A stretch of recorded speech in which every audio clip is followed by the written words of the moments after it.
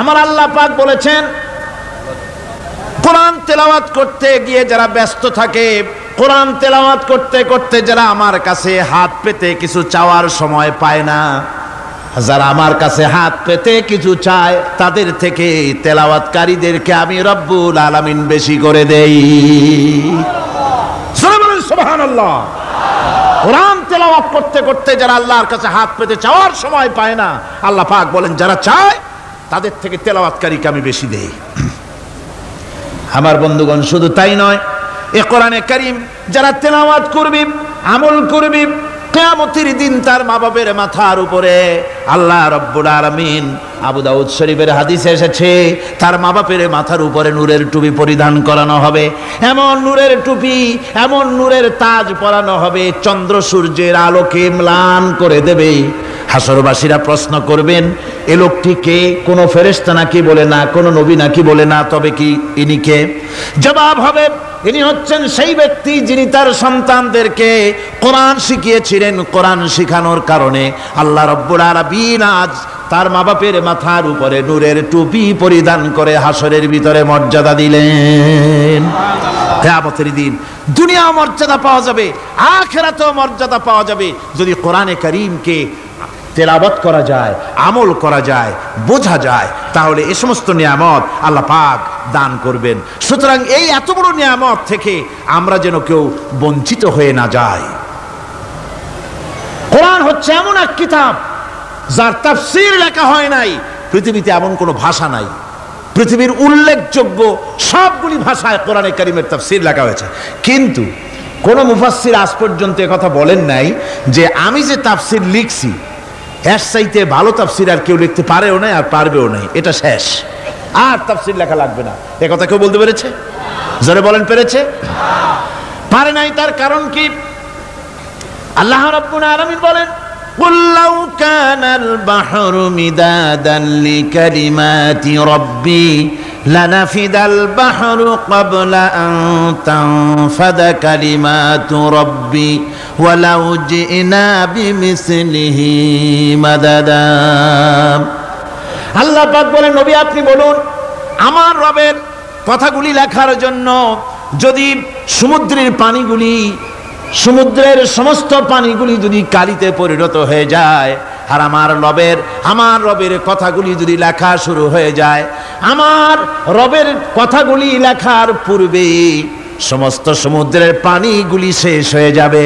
তারপরে যদি আবার সমুদ্র ভরে দেওয়া হয়, আরো যদি লেখা হয়, তবুও আমার রবের কথা লেখা শেষ হবে না। আল্লাহ রাব্বুল আলামিন বলেন, وَلَوْ أَنَّ مَا فِي الْأَرْضِ مِنْ شَجَرَةٍ أَقْلَامٌ وَالْبَحْرُ يَمُدُّهُ مِنْ بَعْدِهِ سَبْعَةُ أَبْحُرٍ مَا نَفِدَتْ كَلِمَةُ اللَّهِ। আল্লাহ রাব্বুল আলামিন বলেন, মা নাফিদাত কালিমাতুল্লাহ।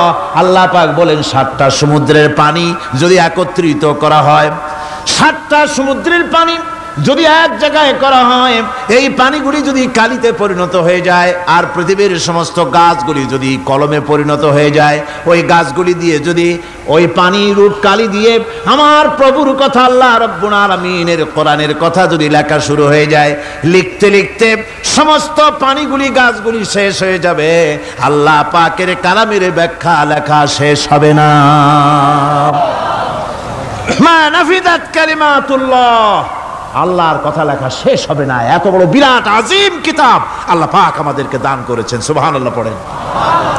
এই কিতাবের এত বড় গুরুভার আল্লাহ রাব্বুল আলামিন বলেছেন, লাউ আনজালনা হাযাল কুরআনা আলা জাবালিন লারাআইতাহু খাশিআম মুতাসাদ্দিআম মিন খাশিয়াতিল্লাহ।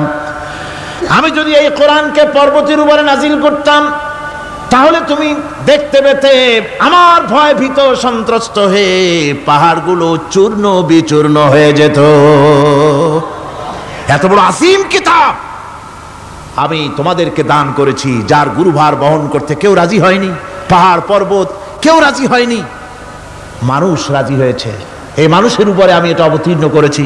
গোটা বিশ্ববাসীর সামনে এই কিতাব আমি দিয়েছি তোমাদেরকে, এর দ্বারা হেদায়েত তোমরা গ্রহণ করবে। কিয়ামতের দিন আল্লাহর এই বিরাট নিয়ামত আমাদেরকে দান করলেন, আমরা এই নিয়ামতের নাশকর করেছি। অর্থাৎ এই কোরআনকে আমরা ব্যবহার করেছি, সঠিকভাবে করি নাই, বেঠিকভাবে করেছি। প্রথম দিন দ্বিতীয় দিন আমি বলেছি কোরআন শরীফকে শুধু তাবিজ তুমারের জন্য, শুধু সওয়াবের জন্য তেলাওয়াত করেছি। আসলে শুধু সওয়াবের জন্য তো আসেনি কোরআন। কোরআন বুঝতে হবে, আমল করতে হবে, তবে না শান্তি পাবো। আপনি যদি কোরআন হচ্ছে মানুষের জীবন সমস্যার সমাধানের গ্রন্থ। ওষুধ খেলে রোগ ভালো হয়, ওষুধ খেলে কি হয়? কেউ যদি সকাল বেলায় তসবিহ হাতে নিয়ে 500 বার পড়ে ওষুধ ওষুধ ওষুধ, 500 বার পড়লো, রোগ কি ভালো হবে? বরং রোগ আরো বাড়তে পারে চিল্লাইতে চিল্লাইতে। শীতের জন্য লেপ গায়ে না দিয়া কেউ যদি চিল্লাইতে থাকে, জিকির করে লেপ্ত শোক লেপ্ত শোক লেপ্ত শোক, শীত কি বন্ধ হবে নাকি? পানির পিপাসায় ছটফট করে মানুষ যদি চিল্লায় পানি পানি পানি পানি পানি, পানির পিপাসা আরো বাড়বে। তাহলে কি বোঝা গেল? পিপাসা লাগলে পানি পান করতে হবে, শীত লাগলে কম্বলটা গায়ে দিতে হবে, রোগ হলে ওষুধটা খেতে হবে, তাহলে সব সমস্যার সমাধান হবে। অনুরূপভাবে আমরা শুধু কোরআনে কারীমকে তেলাওয়াত করি সওয়াবের নিয়তে, তার হুকুমগুলি জীবনের উপরে আমল করি না বলে আজকের জীবন আমাদের বিপর্যস্ত হয়েছে। ব্যক্তিতে, পরিবারে, রাষ্ট্রে শান্তি নাই, কোথাও শান্তি নাই এই কারণে। আর কিয়ামতের দিন রাসূল আসামি করবেন তাদেরকে যারা কোরআন অমান্য করেছে। রাসূল হবেন বাদী, বাদী হবেন কে? যারা বলেন কে বাদী হবেন? রাসূল। আসামি হবে কারা? যারা কোরআন ছেড়ে দিয়েছে। আল্লাহ রাব্বুল আলামিন বলেন وقال الرسول يا رب إن قومي اتخذوا هذا القرآن مهجورا। কিয়ামতের দিন রাসূল আল্লাহর দরবারে ফরিয়াদ করবেন, আয় আমার রব, আয় আমার আল্লাহ তাআলা, এই সমস্ত লোকগুলি তোমার কালামকে, তোমার কোরআনকে অপ্রয়োজনীয় জিনিস বলে তারা পরিত্যাগ করেছিল। আমার বন্ধুগণ, কিয়ামতের দিন যখন এরা উপস্থিত হবে আল্লাহর দরবারে, আল্লাহ রাব্বুল আলামিন কোরআনের সাথে যারা ঠাট্টা করেছে, বিদ্রূপ করেছে, কোরআনের আইনকে নিয়ে যারা ঠাট্টা বিদ্রূপ মজাক উড়াইছে, কিয়ামতের দিন তাদেরকে বলা হবে ওয়াকিলাল ইয়াউমা নানসাকুম কামা নাসিতুম লিকা ইয়াউমিকুম হাযা। কিয়ামতের দিন আল্লাহ রাব্বুল আলামিন কোরআনের ঠাট্টাকারী, কোরআনের বিদ্রূপকারী, কোরআনের আইনের অমান্যকারীদেরকে বলবেন আমি আজকে তোমাদের ভুলে গেলাম, যেমন করে তোমরা এই দিনে আমার সঙ্গে সাক্ষাৎকারের কথা ভুলে গিয়েছিলে। তোমরা যেমন আমার আজকের এই কিয়ামতের দিনের কথা যারা ভুলে গিয়েছিলে, আজকে আমিও তোমাদেরকে ভুলে গেলাম। এরপরে কি হবে? ওয়ামাওয়াকুমুন নার ওয়ামা লাকুম মিন নাসিরিন। আল্লাহ পাক বলেন এরপরে এদের জায়গা হবে জাহান্নাম, আর এদের সাহায্যকারীও কেউ থাকবে না, জাহান্নামে চিরকাল থাকতে হবে। এটা এই জন্যে যে তারা আল্লাহর কোরআনের সঙ্গে ঠাট্টা করেছে, বিদ্রূপ করেছে, কোরআনের আইন মানে নাই, কোরআনের আইনকে অমান্য করে চলেছে। এই জন্য কিয়ামতের দিন আল্লাহ রাব্বুল আলামিন তাদেরকে শাস্তি প্রদান করবেন। কোরআন পৃথিবীর বুকে আল্লাহ নাজিল করেছেন, শুধু তেলাওয়াত করবেন ঝুলে ঝুলে, এজন্য নয়। কি জন্য নাজিল হলো? এবার উদ্দেশ্য শুনুন। আল্লাহ পাক বলেন আর রহমান আল্লামাল কোরআন। আল্লাহ রাব্বুল আলামিন তিনি হলেন এমন দয়াবান, এমন রহমান, যিনি কোরআন শিখালেন। কি কারণে শিখালেন? কোরআন নাজিলের উদ্দেশ্য কি? আল্লাহ পাক বলেন ইন্না আনজালনা ইলাইকাল কিতাবা বিল হাক্কি লিতাহকুমা বাইনান নাসি বিমা আরাকাল্লাহ। আল্লাহ পাক বলেন এই কিতাব আমি আপনার প্রতি অবতীর্ণ করেছি এই জন্যে যাতে করে আপনি আল্লাহর প্রদর্শিত এই বিধান অনুযায়ী মানুষের উপরে বিচার ফয়সালা করতে পারেন। মানুষের উপরে আইন চলবে আল্লাহ। কার আইন? জোরে বলেন কার আইন? আলা লাহুল খালক ওয়াল আমর। সৃষ্টি যার, আইন চলবে কার? আল্লাহ পাক বলেন এই জন্য নাজিল করলাম কোরআন নাজিল করেছি যাতে করে কোরআনের আইন দিয়ে বিচার ফয়সালা করতে পারেন, সেই জন্যই কোরআন নাজিল করলাম। আসলে আল্লাহর নবীর এই পৃথিবীতে আগমনের উদ্দেশ্য ওটাই ছিল। হুয়াল্লাযী আরসালা রাসূলাহু বিল হুদা ওয়া দীনিল হক লিইয়ুযহিরাহু আলাদ-দীনি কুল্লিহি ওয়া কাফা বিল্লাহি শাহীদা। আল্লাহ রাব্বুল আলামিন বলেন, আমি আমার রাসূলকে দ্বীনে হক সত্যের বিধান সহকারে দুনিয়ায় প্রেরণ করেছি। লিইয়ুযহিরাহু আলাদ-দীনি কুল্লিহি আয় লিইয়ুগলিবাহু আলা সাইরিল আদিয়ান, সমস্ত আদিয়ানে বাতিলের উপরে আমার দ্বীনকে বিজয়ী করে দেওয়ার জন্য আমি রাসূলের কাছে কিতাব সহকারে তাকে অবতীর্ণ করেছি। এ দায়িত্ব শুধু মুহাম্মদ সাল্লাল্লাহু আলাইহি ওয়াসাল্লামের ছিল না, দুনিয়ার উপরে আল্লাহর দ্বীন কায়েম করা, আল্লাহর বিধান অনুযায়ী মানুষের বিচার ফয়সালার দায়িত্ব শুধু মুহাম্মদ সাল্লাল্লাহু আলাইহি ওয়াসাল্লামের ছিল না, সমস্ত নবীদের ছিল। কাদের ছিল? সব নবীদের ছিল। فبعث الله النبيين مبشرين منذرين وأنزل معهم الكتاب بالحق ليحكم بين الناس। আল্লাহ পাক বলেন, সমস্ত নবীদের কাছে আমি কিতাব অবতীর্ণ করেছি এই জন্য যে তারা সহজ এবং সোজা পথে যারা চলতে চায় তাদেরকে তিনি সুসংবাদ দিবেন, আর বাঁকা পথে যারা চলবে তাদেরকে তিনি জাহান্নামের ভীতি প্রদর্শন করবেন। আর আমি তার উপরে যে কিতাব অবতীর্ণ করেছি এই কিতাব দিয়ে জনগণের উপরে বিচার ফয়সালা করবে, আইন চলবে আল্লাহর কিতাব দিয়ে। আইন চলবে কি দিয়ে? আল্লাহর কিতাব দিয়ে। আল্লাহর কিতাব অনুযায়ী জনগণকে পরিচালিত করবেন। এই জন্য আমি এই কোরআনকে নাজিল করেছি, অতীতেও এই কিতাবগুলি নাজিল করেছি। কুল ইয়া আইয়ুহান নাসু ক্বাদ জাআকুমুল হাক্কু মির রাব্বিকুম। আল্লাহ পাক বলেন, নবী আপনি বলে দেন, আপনি বলুন, হে মানব সকল, আল্লাহর পক্ষ থেকে তোমাদের জন্য মহাসত্য এসেছে, এই মহাসত্য যদি অনুসরণ করো তোমাদের জন্য কল্যাণকর হবে। ওমান দাল্লা ফাইন্নামা ইয়াদুল্লু আলাইহা, আর যদি কোরআনকে অমান্য করো, আল্লাহর কিতাবকে অমান্য করো, তাহলে তোমাদের জন্য অকল্যাণ হবে। আজ আপনারা বলেন, আল্লাহর কিতাবের আইন কি আমাদের দেশে চলে? কোরআনের আইন কি চলে? চলে না। কোরআনের আইন চলে না। আমরা কি খুব শান্তিতে আছি? খুব আরামে আছি?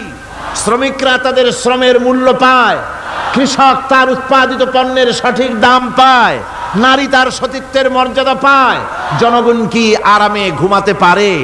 না, জনগণ রীতিমতো দুবেলা পেট পুরে সমস্ত জনগণ খেতে পারে। এর একমাত্র কারণ হচ্ছে কোরআনের আইনকে অমান্য করা হয়েছে। ভালো করে কান পেতে শুনুন, আল্লাহ রাব্বুল আলামিন কোরআনে কারীমের মধ্যে পরিষ্কার করে বলেছেন, ওয়া মান লাম ইয়াহকুম বিমা আনজালাল্লাহু ফাউলাইকা হুমুল কাফিরুন। যারা নাকি আমার দেওয়া বিধান অনুযায়ী, কোরআন অনুযায়ী যারা বিচার ফয়সালা করে না, ফাউলাইকা হুমুল কাফিরুন, ফাউলাইকা হুমুজ জালিমুন, ফাউলাইকা হুমুল ফাসিকুন। যারা আমার দেওয়া বিধান অনুযায়ী বিচার ফয়সালা করে না তারা কাফির, তারা জালিম, তারা ফাসিক। সুতরাং এর ভিতরে এই জুলমের মধ্যে জালিমদের অন্তর্গত, ফাসিকদের অন্তর্গত হয়ে বাংলাদেশের বহু মুসলমান, পৃথিবীর বহু এলাকার মুসলমান এর মধ্যে লিপ্ত হয়ে আছে। কোরআনের আইন চালু না করলে পরে, কোরআনের আইন না মানলে পরে জালিম হতে হবে, কাফির হতে হবে, ফাসিক হতে হবে। অর্থাৎ যতখানি না মানবেন ততখানি এই বিশেষণে বিভূষিত হতে হবে। এক শ্রেণীর লোক আছে যারা বলে বেলান ধর্ম আর রাজনীতি আলাদা। বলেন কিনা? কর জোরে বলেন, বলে কিনা? ধর্ম আর রাজনীতি আলাদা। তারা বলেন আমরা ধর্ম নিরপেক্ষ থাকতে চাই। তারা কি থাকতে চায়? ধর্ম নিরপেক্ষ থাকতে চায়। কোরআনে কারীমে এই ধর্ম নিরপেক্ষবাদীদের ব্যাপারে কোরআন কি বলছে শুনুন। আল্লাহ রাব্বুল আলামিন বলেন, আলাম তারা ইলাল্লাযীনা ইয়াজউমুনা আন্নাহুম আমানু বিমা উনজিলা ইলাইকা ওয়া মা উনজিলা মিন ক্বাবলিক। আল্লাহ পাক বলেন, হে নবী, তুমি কি সেই সব লোকদেরকে দেখেছ যারা দাবি তো করে যে আমরা আল্লাহর উপর ঈমান এনেছি আর এই কিতাবের উপর ঈমান এনেছি, এর পূর্বে যত কিতাব নাজিল হয়েছে সেসব কিতাবের উপরেও ঈমান এনেছি। ধর্মনিরপেক্ষবাদীরা তারা তো বলে না যে আল্লাহ মানি না, কোরআন মানি না, একথা বলে না, ওটা বলে না। কি বলে? সেই বলা কথাটাই আল্লাহ এখানে অনেক আগে বলে রেখেছেন। ওরা বলে যে আমরা অবশ্যই আল্লাহকে মানি, আল্লাহর কিতাব মানি, এর পূর্বে যত কিতাব নাজিল হয়েছে সেগুলোও মানি, তবে ইউরিদুনা আইয়াতাহাকামু ইলাত তাগুত, তারা চায় তাদের জীবনের সমস্ত সমাধান সমস্যার জন্য তাগুতের কাছে যেতে চায়। তাগুতকে, আল্লাহকে বাদ দিয়ে তারা যেতে চায় কোথায়? তাগুতের কাছে। জোরে বলেন, কিসের কাছে যেতে চায়? তাগুতের কাছে। তাগুত বলে কারে? তাগুত বলা হয় যে নিজে আল্লাহর আইন মানে না এবং অপরকেও আল্লাহর আইন অমান্য করতে বাধ্য করে, তাকে বলা হয় তাগুত। ওরা বলে ধর্ম আর রাজনীতি আলাদা, কোরআন মানি কিন্তু কোরআনের আইন মানি না। ওরা কোরআন মানে ঠিকই, বলে যে কোরআন মানি, কিন্তু কোরআনের আইন মানে। তাহলে এ মানি বলার অর্থটা কি? এর মূল্যটা কোথায়? কোরআন যদি মানো তো কোরআন বলেছে সুদ খেও না, আমাদের দেশে সুদ চলছে না। কোরআন বলেছে বিবিকে পর্দায় রাখো, পর্দায় কি রাখা হচ্ছে? কোরআন বলেছে ওজনে কম দিও না, তা কি মানা হচ্ছে? কোরআন বলেছে আমার আইন দিয়ে দেশ শাসন করো, তা কি করা হচ্ছে? সুতরাং ধর্মনিরপেক্ষ মতবাদ যেটা, এই মতবাদটা কোরআনের দৃষ্টিতে কুফরি মতবাদ। ধর্মনিরপেক্ষ মতবাদ কি? জোরে বলেন, ধর্মনিরপেক্ষ মতবাদ কি? কোন মুসলমান, যে ব্যক্তি নিজেকে মুসলমান বলে দাবি করে, ধর্মনিরপেক্ষ মতবাদ সে বিশ্বাস করতে পারে না, জায়েজ নাই, হারাম। আফাতুমিনুনা বিবাদিল কিতাব ওয়া তাকফুরুনা বিবাদ, তোমরা কোরআনের কিছু অংশকে মেনে নিবে আর কিছু অংশকে করবে অস্বীকার। এটা যদি করো দুনিয়ার জীবনে পাবে দুনিয়ার জীবনে জিল্লতি আসবে, লাঞ্ছনা আসবে, আর কিয়ামতে পাবে জাহান্নামের শাস্তি। সুতরাং ধর্মনিরপেক্ষ মতবাদের অর্থ তারা বলে যে ধর্মহীনতা নয়, আসলে কিন্তু ধর্মনিরপেক্ষ মতবাদের অর্থই হলো ধর্মহীনতা। ঠিক কিনা কন? জোরে বলেন ঠিক কিনা? এই ধর্মনিরপেক্ষ মতবাদ আমাদের দেশের জন্ম হয় নাই, এর জন্ম হয়েছে ইউরোপ সভ্যতায়। প্রাচীন ইউরোপ সভ্যতায় এর জন্ম হয়েছিল, সেখান থেকে তার আন্ডা বাচ্চা ভারতে এসেছিল। ভারত থেকে এই আন্ডা বাচ্চার কিছু অংশ 1972 সালে তদানীন্তন সরকারের মাথার উপরে ভারত চাপিয়ে দিয়েছিল। সেই ধর্মনিরপেক্ষ মতবাদ 1972 সনের সংবিধানে লেখা হলো, কিন্তু 1982 সনে যখন সংবিধান আবার অ্যামেন্ডমেন্ট করা হলো, তখন ধর্মনিরপেক্ষতার কপালে ঝাঁটা মেরে বিদায় করা হয়েছে। বাংলাদেশে ধর্মনিরপেক্ষ মতবাদ চলতে পারে না। ধর্মনিরপেক্ষ মতবাদের কথা আমাদের দেশে তারাই বলে যারা 72 সনে ক্ষমতায় ছিলেন। তারা ধর্মের সাথে কি ব্যবহার করেছেন আমরা ভুলে যাই নাই, আপনারা ভুলে গেছেন। 1972 সনে দেশের সমস্ত বিশ্ববিদ্যালয়ের মনোগ্রাম থেকে ইকরা বিসমি রাব্বিকাল্লাযী খালাক রাব্বি জিদনি ইলমা, কোরআনে কারীমের এই আয়াতকে বিদায় করে দেওয়া হয়েছিল।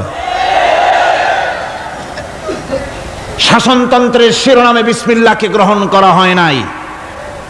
শুধু তাই নয়, কোরআনে কারীম যেখানে তেলাওয়াত করা হয়, তখনকার সময় রেডিওতে, টেলিভিশনে, ওই 72 থেকে 3 বছর, এবং এখনো সেই দলটি মিটিং করতে গিয়ে, কোনো জায়গায় কিছু করতে গিয়ে, আগে কোরআন শরীফ, তারপরে গীতা, তারপরে বাইবেল, এগুলি হচ্ছে মুনাফিকের লক্ষণ। কিসের লক্ষণ? যেখানে যেই টেবিলে, যেই মঞ্চে কোরআন তেলাওয়াত হয়, বাইবেল গীতা পড়া হারাম, পড়া হতে পারে না। কোরআনের চাইতে শ্রেষ্ঠ কিতাব আল্লাহর দুনিয়া আছে? সমস্ত কিতাবকে রদ করেছে কোরআন। হযরত ওমর রাদিয়াল্লাহু তাআলা আনহু রাসূল করিম সাল্লাল্লাহু আলাইহি ওয়াসাল্লামের কাছে গিয়ে তাওরাতের একটা পাতা পড়তেছিলেন। হযরত আবু বকর রাদিয়াল্লাহু তাআলা আনহু সেখানে চলে এলেন। এসে দেখেন রাসূল করিম সাল্লাল্লাহু আলাইহি ওয়াসাল্লামের চেহারা মোবারক লাল হয়ে গিয়েছে গোসায়। হযরত আবু বকর বললেন, ওমর, তুই যদি এর থেকে মরে যেতিস তুই যদি এর থেকে মরে যেতি, 3 বার বললেন। হযরত ওমর শিউরে উঠলেন, হতচকিত হয়ে উঠলেন, আবু বকর আমাকে মরার কথা বলছেন কেন? তিনি তাকিয়ে দেখেন রাসূল করিম সাল্লাল্লাহু আলাইহি ওয়াসাল্লামের চেহারা মোবারক গোসায় লাল হয়ে গিয়েছে। হযরত ওমর বলছেন, ইয়া রাসূলুল্লাহ, আমার এবং আমার পিতা মাতার জীবন আপনার কদম মোবারকে উৎসর্গ হয়ে যাক। আমি অপরাধ করেছি, কি অন্যায় করেছি হুজুর আমাকে বলুন। হুজুর বলছেন, ওমর, তুমি যে তাওরাতের পাতা আমার সামনে পড়তেছো, এই তাওরাত যার উপরে নাজিল হয়েছিল, সেই মুসা আলাইহিস সালাম যদি আজকে বেঁচে থাকতেন, তাহলে আমার উম্মতের ভিতরে শামিল হয়ে যাওয়া তার জন্য ফরজ হয়ে যেত। অতীতের সমস্ত কিতাবকে রদ করা হয়েছে, সমস্ত শরিয়াতকে বন্ধ করা হয়েছে। সুতরাং কোন মুসলমানের প্ল্যাটফর্মে যেখানে কোরআন তেলাওয়াত হয়, বেদ, বাইবেল, গীতা পড়া হারাম সেখানে। এই মুনাফিকরা তাও করে থাকে। আমার মুসলমান ভাইয়েরা, নজরুল ইসলাম কলেজের ইসলাম শব্দ বাদ দিয়ে নজরুল কলেজ করা হয়েছিল। সলিমুল্লাহ মুসলিম হলের মুসলিম শব্দ বাদ দিয়ে শুধু সলিমুল্লাহ হল করা হয়েছিল। তার মানে ধর্ম এদের কলিজায় আগুন জ্বালিয়ে দেয়। ইসলামের নাম বরদাস্ত হয় না, কোরআনের নাম বরদাস্ত হয় না। আর বরদাস্ত হয়নি বলেই আল্লাহ পাক তার ইন্তেকাম নিয়েছেন। আমার বক্তব্য হচ্ছে, কোরআনে কারীম পৃথিবীতে এসেছে শাসন করতে দুনিয়াকে। তার মধ্যে রয়েছে রাজনীতি, অর্থনীতি, সব কিছু। এই বিচার ফয়সালা কোরআন থেকে যারা গ্রহণ করে না, রাসূলকে যারা বিচারক মানে না, তাদের সম্পর্কে আল্লাহ পাক কি বলছেন শুনুন। ফালা ওয়া রাব্বিকা লা ইউমিনুনা হাত্তা ইউহাক্কিমুকা ফীমা শাজারা বাইনাহুম সুম্মা লা ইয়াজিদু ফী আনফুসিহিম হারাজাম মিম্মা কাদাইতা ওয়া ইউসাল্লিমু তাসলিমা। আল্লাহ রাব্বুল আলামিন বলেন, ফালা ওয়া রাব্বিক, কখনো নয় হে নবী, আপনার রবের কসম, কখনোই নয়। ওরা মুমিন নয় যারা নাকি তাদের জীবনের সব কিছুর ব্যাপারে যতক্ষণ পর্যন্ত আপনাকে বিচারক না মানে, আপনার দেওয়া ফয়সালাকে গ্রহণ না করে, এবং আপনি বিচার করার পর ফয়সালা দেওয়ার পরে এটার উপরে দ্বিধাহীন চিত্তে মেনে যতক্ষণ না নিবে, ততক্ষণ পর্যন্ত তারা যত ঈমানের দাবি করুক, তারা আসলে মুমিন না। এ ফতোয়া কার? এ ফতোয়া কার? আল্লাহ রাব্বুল আলামিনের ফতোয়া। কখনো মুমিন হতে পারবে না যারা রাসূলুল্লাহকে ফয়সালাকারী হিসেবে গ্রহণ না করবে, কোরআনকে সংবিধানের উৎস হিসেবে গ্রহণ না করবে। কোরআন এসেছে আইনের কিতাব হিসেবে পৃথিবীর মানুষকে পরিচালিত করার জন্য। আজ এই কোরআনের আইন যারা মানে সেখানে শান্তি পায়, কোরআন যেখানে মানে না সেখানে শান্তি হয় না। আল্লাহ পাক পরিষ্কার বলেছেন, কোরআনের আইন মেনে চলো। আর যারা এই কোরআনকে অমান্য করবে তাদের শাস্তি কি হবে? আল্লাহ পাক বলেন, আল্লাযীনা কাযযাবু বিল কিতাবি ওয়া বিমা আরসালনা বিহি রুসুলানা ফাসাউফা ইয়ামালুন। আল্লাহ পাক বলেন, আমি যে কিতাব নাজিল করেছি, এই কিতাবকে যারা মিথ্যা মনে করে, কিতাবকে যারা অস্বীকার করে, কোরআনের আইন যারা মানে না, আমি যে রসুলের উপরে যা নাজিল করেছি সেগুলির উপরে যারা ঈমান আনে না, এগুলিকে যারা মানে না, তাদের জন্য এর পরিণতি তারা খুব শীঘ্রই টের পাবে। খুব শীঘ্রই তাদেরকে পরিণতি দেওয়া হবে। কিয়ামতের দিন তাদেরকে আল্লাহ রাব্বুল আলামিন জাহান্নামে প্রবেশ করাবেন। কোরআনের অমান্যকারীদের জায়গা কোথায় হবে? কোথায় হবে তাদের জায়গা? জাহান্নামের ভিতরে হবে। সুতরাং আমরা কোথায় যেতে চাই? জাহান্নামে না জান্নাতে? বেহেশতে যদি যেতে চাই, দুনিয়ায় যদি শান্তি চাই এবং আখিরাতে যদি মুক্তি পেতে চাই, তাহলে আমাদেরকে কোরআনের আইনকে মানতে হবে। কিসের আইন মানা লাগবে? কোরআনের আইন মানতে হবে। কোরআনে কারীমের নাজিল হলো, আল্লাহ পাক যে কোরআন আমাদের শিখালেন, আর রহমান আল্লামাল কোরআন, যে কোরআন তিনি আমাদের শিখালেন। এই কোরআন নাজিলের পদ্ধতি ছিল মদিনা এবং মক্কা। রাসূলের মক্কি জিন্দেগিতে কিছু নাজিল হয়েছে, আর মদনী জিন্দেগিতে নাজিল হয়েছে কিছু।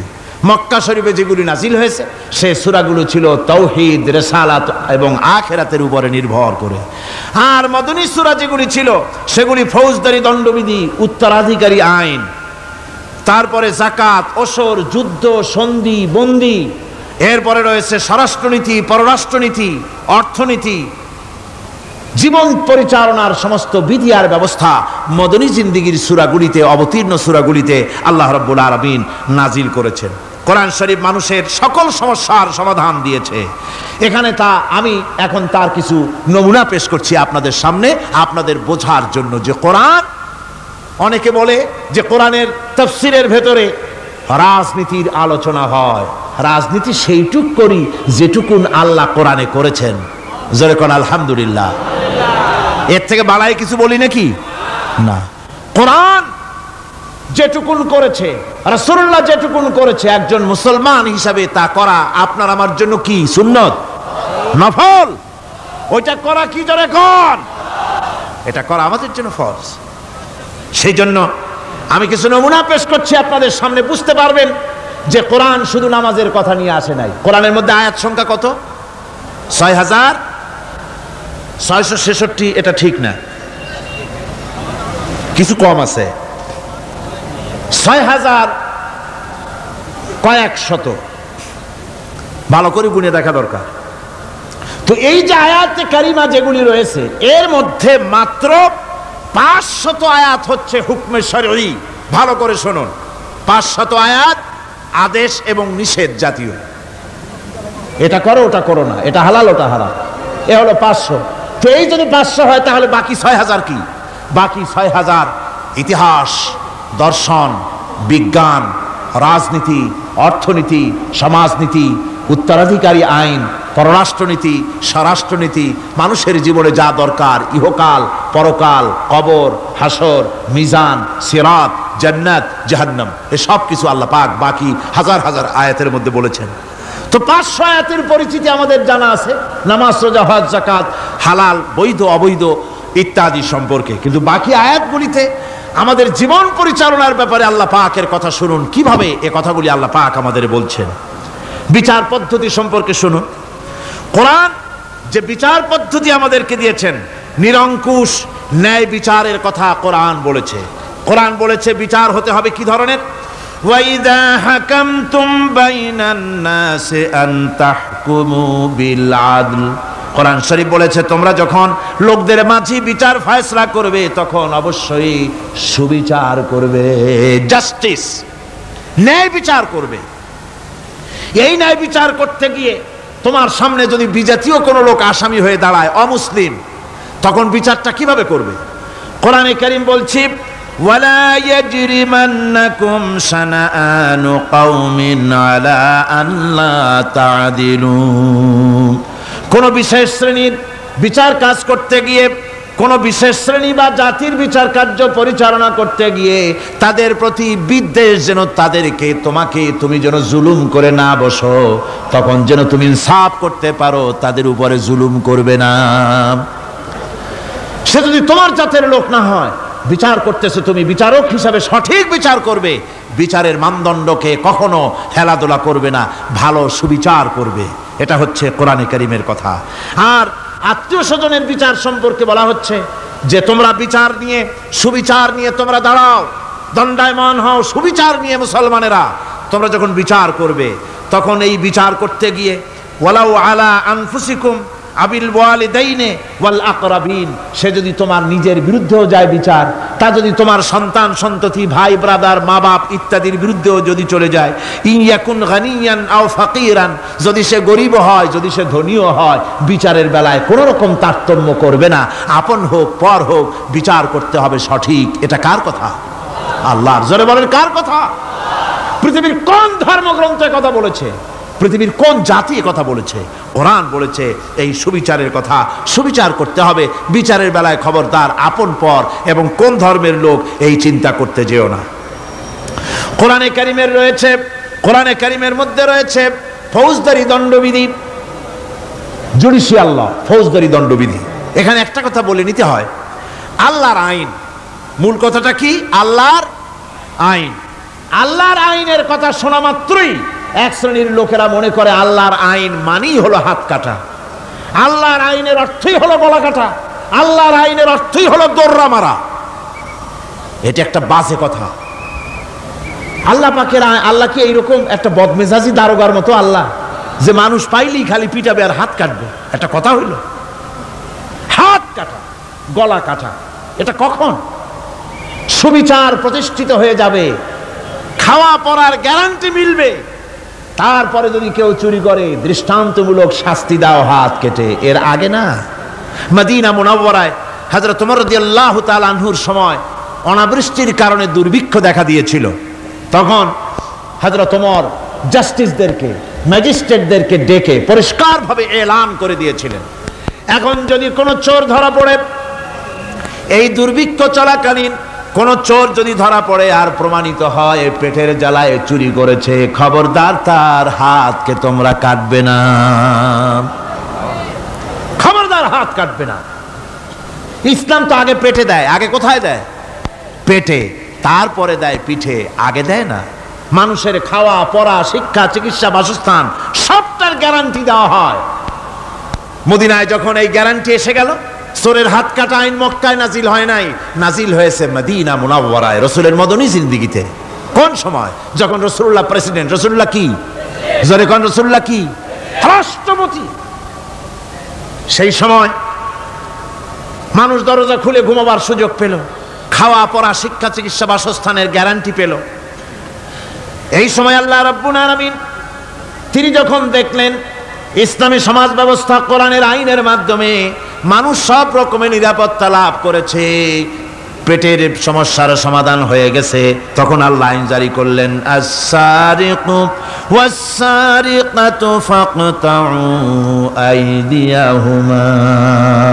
চোর পুরুষ হোক আর নারী হোক, উভয়ের হাত কেটে দাও।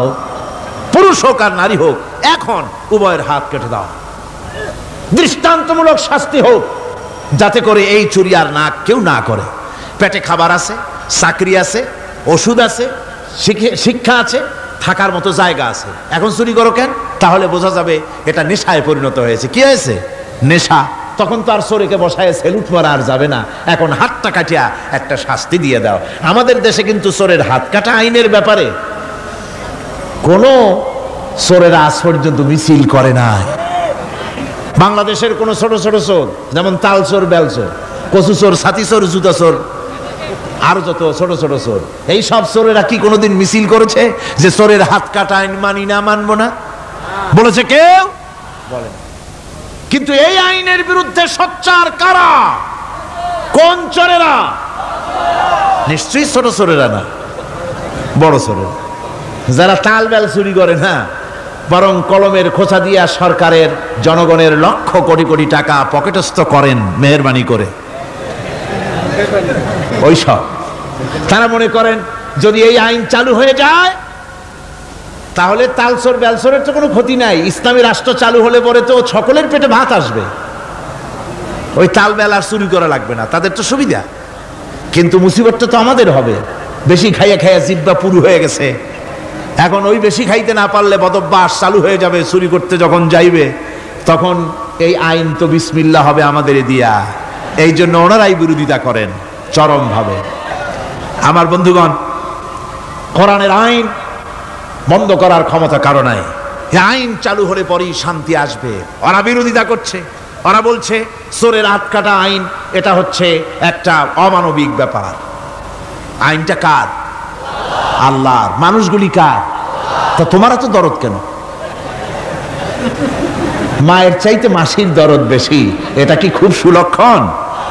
না, এটা দারুণ কুলক্ষণ। সুতরাং আল্লাহ রাব্বুল আলামিন তার আইন হচ্ছে শাশ্বত আইন। চোরের হাত কাটা আইন অর্থ এ নয় যে বাংলাদেশ ইসলামী দল যদি ক্ষমতায় আসে পাইকারি দরে চোরের হাত কাটা আরম্ভ করবে না। ততক্ষণ পর্যন্ত আইন চালু হবে না যতক্ষণ পর্যন্ত সমস্ত মানুষ তাদের কর্মসংস্থান না হবে, খাবার না পাবে, চাকরি বাকরি না হবে, খেয়ে পরে খাওয়া পড়া, শিক্ষা, চিকিৎসা, বাসস্থান সবটার গ্যারান্টি মিলবে, তারপরে আইন চালু হবে, এর আগে নয়। আল্লাহ রাব্বুল আলামিন ফৌজদারি দণ্ডবিধির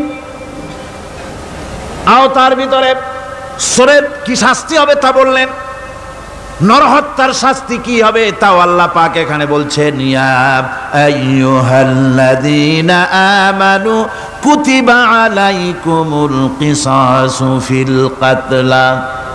আল্লাহ পাক বলেন তোমাদের প্রতি নরহত্যার শাস্তি স্বরূপ কিসাস নির্দিষ্ট করা হয়েছে, অর্থাৎ হত্যার বদলে হত্যা করা। একজন মানুষ আর একজন মানুষকে হত্যা করেছে, কোরআনের আইন হচ্ছে ওকেও হত্যা করো। কি সুন্দর আইন, সুবহানাল্লাহ পড়েন। তাহলে কি হবে?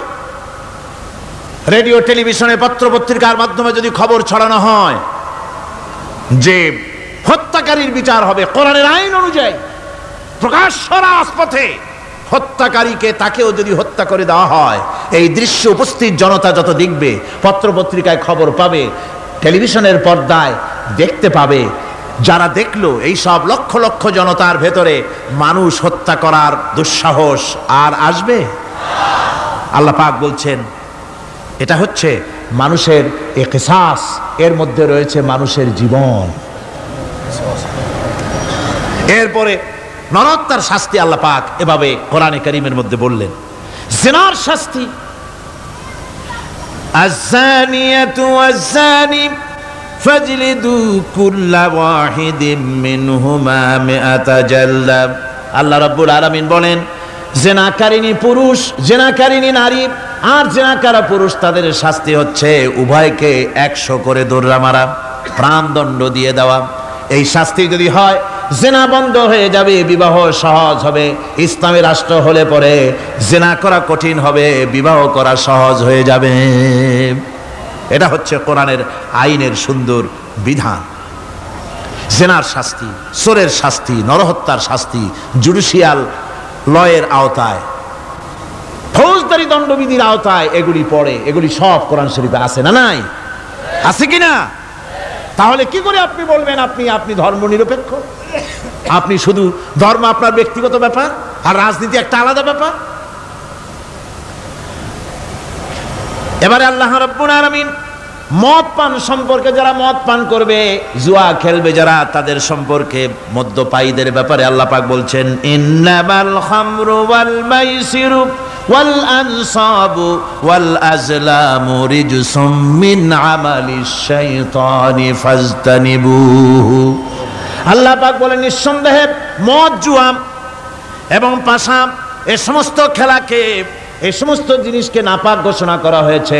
এগুলি সব হতেছে শয়তান কর্তৃক উদ্ভাবিত নোংরা কাজ। এগুলি শয়তানের কাজ। মদ আর জুয়া কার কাজ? যারা বলেন কার কাজ? শয়তানের কাজ। সুতরাং ফাজতানিবুহু, এর থেকে তোমরা ফিরে থাকো। আল্লাহ বলছেন মদ এবং জুয়া মানুষকে আল্লাহর জিকির থেকে ফিরায় রাখে। ফাহাল আনতুম মুনতাহুন, এগুলি শোনার পরেও কি তোমরা এর থেকে ফিরে থাকবে না? এবার আল্লাহ রাব্বুল আলামিন ওজনে কম দেওয়া সম্পর্কে বলছেন। যারা ব্যবসায়ী, অনেক ব্যবসায়ী আছে, ব্যবসা করতে গিয়ে ধর্ম ব্যক্তিগত ব্যাপার, ব্যবসার মধ্যে ধর্ম নিতে চাই না। কয় যে ধর্ম দারুণ পবিত্র জিনিস, এত পবিত্র, শুধু মসজিদে থাকবে, শুধু মাদ্রাসায় থাকবে, আমার জীবনের বিস্তীর্ণ অঙ্গনে ধর্ম ঢুকতে পারবে না। তার মানে ভাবখানা এই, আল্লাহ এবং রসুলকে বলে দেওয়া হচ্ছে, হে আল্লাহ, হে রসুল, তোমাদের উপরে 144 জারি করে দিলাম, শুধু মসজিদে আর খানকায় থাকো, মাদ্রাসায় থাকো, আমাদের জীবনের বিস্তীর্ণ অঙ্গনে তোমাদের কোনো প্রবেশের অধিকার নাই। জোরে কর নাউজুবিল্লাহ। আল্লাহ পাক মানুষের জীবনের সকল ক্ষেত্রে আইন চলবে আল্লাহর। ইনিল হুকমু ইল্লা লিল্লাহ, আইন চলবে কার? ওই আল্লাহ রাব্বুল আলামিন বলেন ওজনে কম দিও না। ওয়াউফুল কাইলা ইযা কিলতুম ওয়াজনু বিল কিসতাসিল মুস্তাকিম।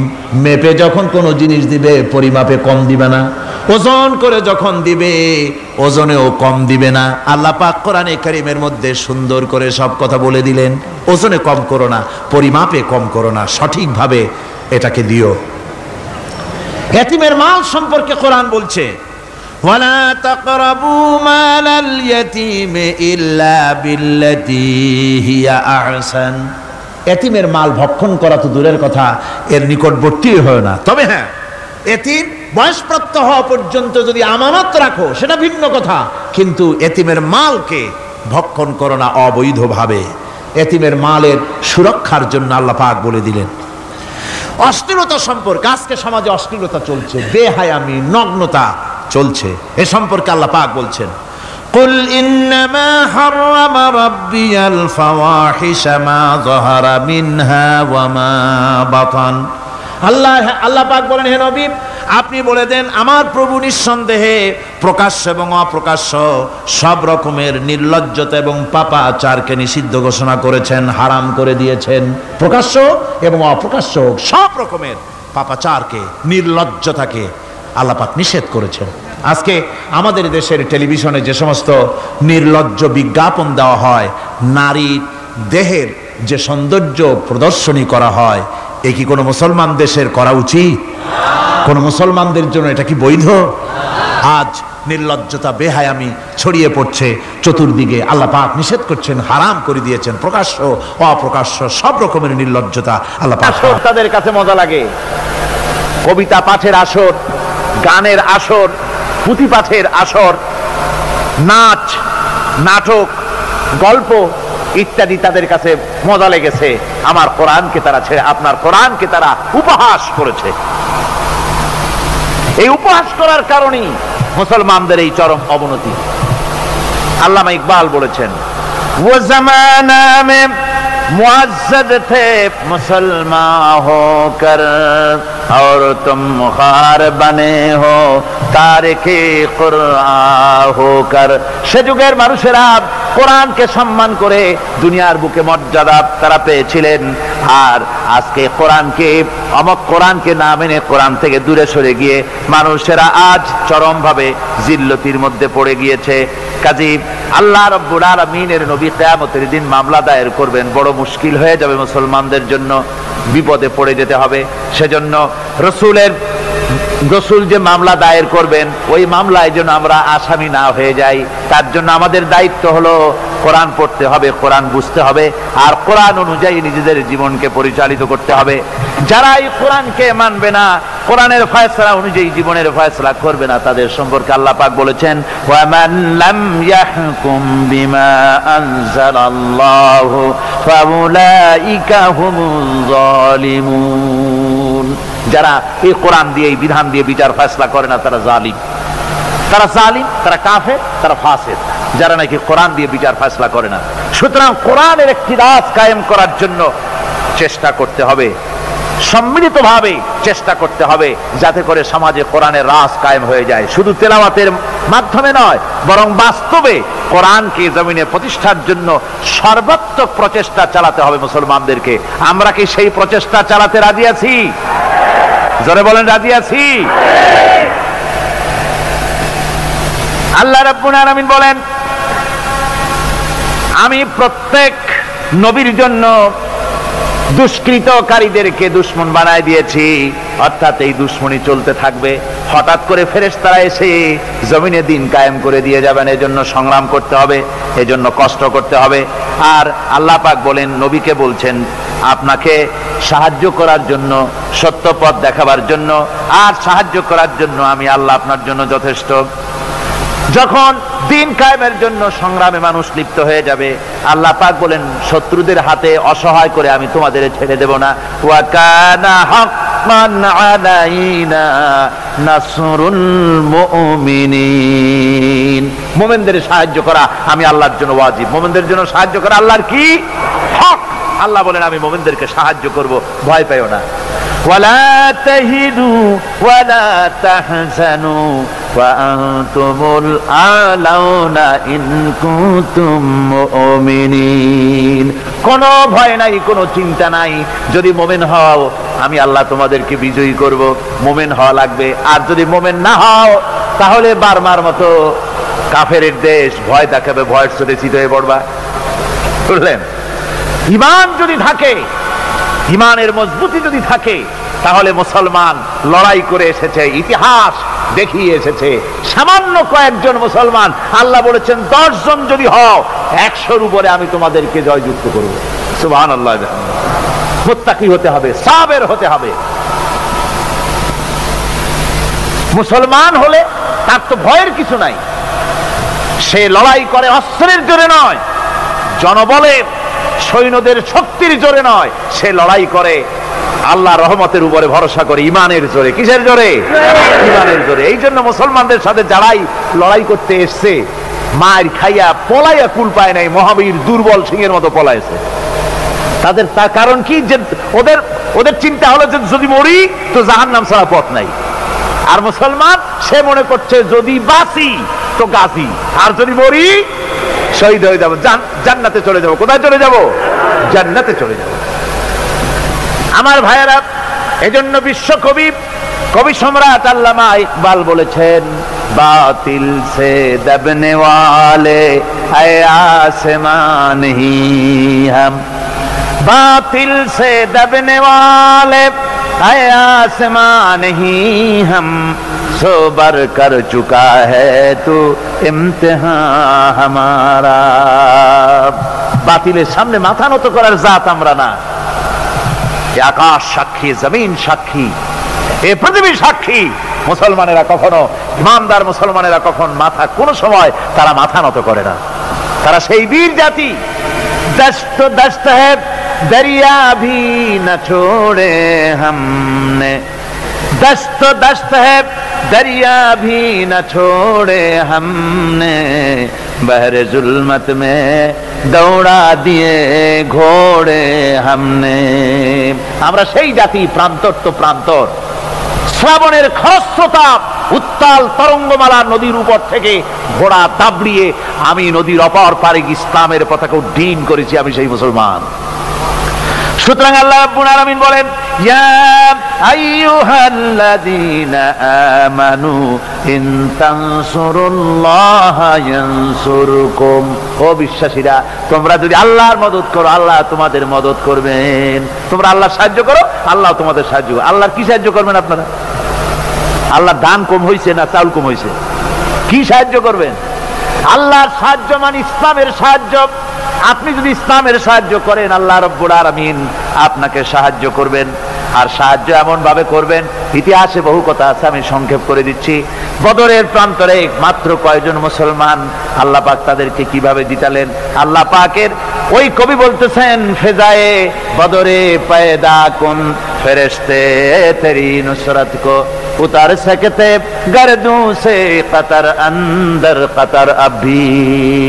বদরের প্রান্তরে মুসলমানদের ঈমান ছিল, ওই ঈমান যদি তোমরা আনতে পারো, তাহলে আমি আল্লাহ রাব্বুল আলামিন কাতারে কাতারে ফেরেশতা তোমাদের জন্য অবতীর্ণ করে দিতে পারি। জোরে কোন সুবহানাল্লাহ। وقال الذين كفروا لولا نزل عليه القرآن جملة واحدة كذلك لنثبت به فؤادك ورتلناه ترتيلا। আল্লাহ পাক কোরআন শরীফের মধ্যে বলেছেন, একজন যদি হও ইমানদার মুত্তাকি 10 জনের উপরে বিজয়ী হবে। 10 জন যদি হও 100-এর উপরে বিজয়ী হবে। 100 যদি হও 1000-এর উপরে বিজয়ী করব। জোরে বলেন সুবহানাল্লাহ। কবি বলতেছেন, ফিজায়ে বদরে পয়দা কুন ফেরেশতে তেরি নুসরত কো উতার सकते गर्दों से कतर अंदर कतर अभी।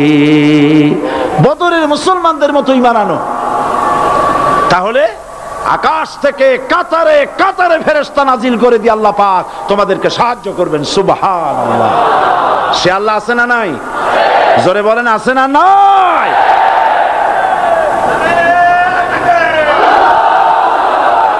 সেই আল্লাহ রাব্বুল আলামিন কোরআনে কারীমের ভিতরে আয়াতুল কুরসির মধ্যে বলে দিয়েছেন, আল্লাহু লা ইলাহা ইল্লাহুল হাইয়ুল কাইয়্যুম। প্রাণ খুলে সবাই পড়েন, বসা মানুষ, দাঁড়ানো মানুষ। আল্লাহু লা ইলাহা ইল্লাহুল হাইয়ুল কাইয়্যুম। আল্লাহ রাব্বুল আলামিন, তিনি ছাড়া কোনো ইলাহ নাই। তিনি সার্বভৌমত্বের মালিক, কেউ নাই আল্লাহ ছাড়া। এই কথা মানুষকে ঘোষণা করতে হবে, ঘাবড়াবার কারণ নাই। এর অর্থ এই নাই যে আপনারা কালেমার দাওয়াত দিবেন আর রাষ্ট্রশক্তি আপনারে পিটাইতেই থাকবে, আপনার কোনদিন আপনার সুদিন ফিরে আসবে না। বিষয়টা কি এমন না? আমার আল্লাহর ওয়াদা শুনুন, ওয়ালা তাহিনু ওয়ালা তাহজানু ওয়া আনতুমুল আলাউনা ইন কুনতুম মুমিনিন। মুমিন যদি হও আমি তোমাদেরকে বিজয় দান করব। সুবহানাল্লাহ বলেন। আজ যদি আমাদের উপরে বিপদ এসে থাকে তাহলে তার একমাত্র কারণ পূর্ণাঙ্গ ঈমানের অভাব আমাদের মধ্যে রয়েছে, ঠিক কিনা? আজ পৃথিবীতে সব থেকে মার খায় কারা? চিল্লায় বলো। আলজেরিয়ায় কারা? বসনিয়ায় কারা? চেচনিয়ায় কারা? প্যালেস্টাইনে কারা? যুরিবাত আলাইহিমুয যিল্লাতু ওয়াল মাসকানা ওয়া বাউ বিগাদাবিন মিনাল্লাহ। আল্লাহর গজব আসবে, ইহুদিরা পৃথিবী থেকে নিশ্চিহ্ন হবেই হবে ইনশাআল্লাহ। দেখেছেন তাকায়া প্যালেস্টাইনে ইসরায়েলিরা হেলিকপ্টার, গানশিপ, কামান, বোমা নিক্ষেপ করছে, আর প্যালেস্টাইনের শিশু, কিশোর, যুবকেরা ইহুদিদের নিক্ষিপ্ত বোমা আর কামানের মোকাবেলা করতেছে পাথর দিয়ে। আমি আমার অন্তরের অন্তঃস্থল থেকে ধন্যবাদ জানাই, মোবারকবাদ জানাই খালিদ বিন ওলীদের উত্তরসূরি, খাব্বাব খোবাইবের উত্তরসূরি প্যালেস্টাইনের ওই সব যুবকদেরকে যারা কাফের বেঈমান ইহুদিদের মোকাবেলা করতেছে ইট আর পাথর দিয়ে। আর আমি আমার অন্তরের অন্তঃস্থলের সমস্ত ঘৃণা দিয়ে আমি ধিক্কার জানাই পৃথিবীর মুসলিম শাসকদেরকে, যারা মুসলমানদের মার দেখে চুপ করে যারা বসে আছে।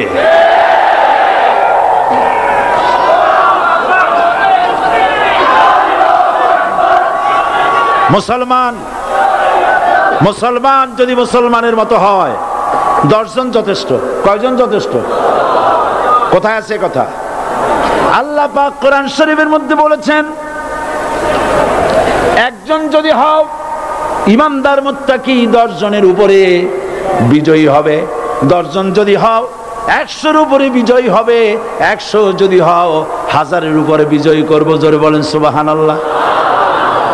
কবি বলতেছেন, ফিজায়ে বদরে পয়দা কুন ফেরেশতে তেরি নুসরত কো উতার সকতে গর্দু সে কতর অন্দর কতর আবি। বদরের মুসলমানদের মতো ঈমান আনো, তাহলে আকাশ থেকে কাতারে কাতারে ফেরেশতা নাজিল করে দিয়ে আল্লাহ পাক তোমাদেরকে সাহায্য করবেন। সুবহানাল্লাহ। সে আল্লাহ আছে না নাই? জোরে বলেন আছে না নাই?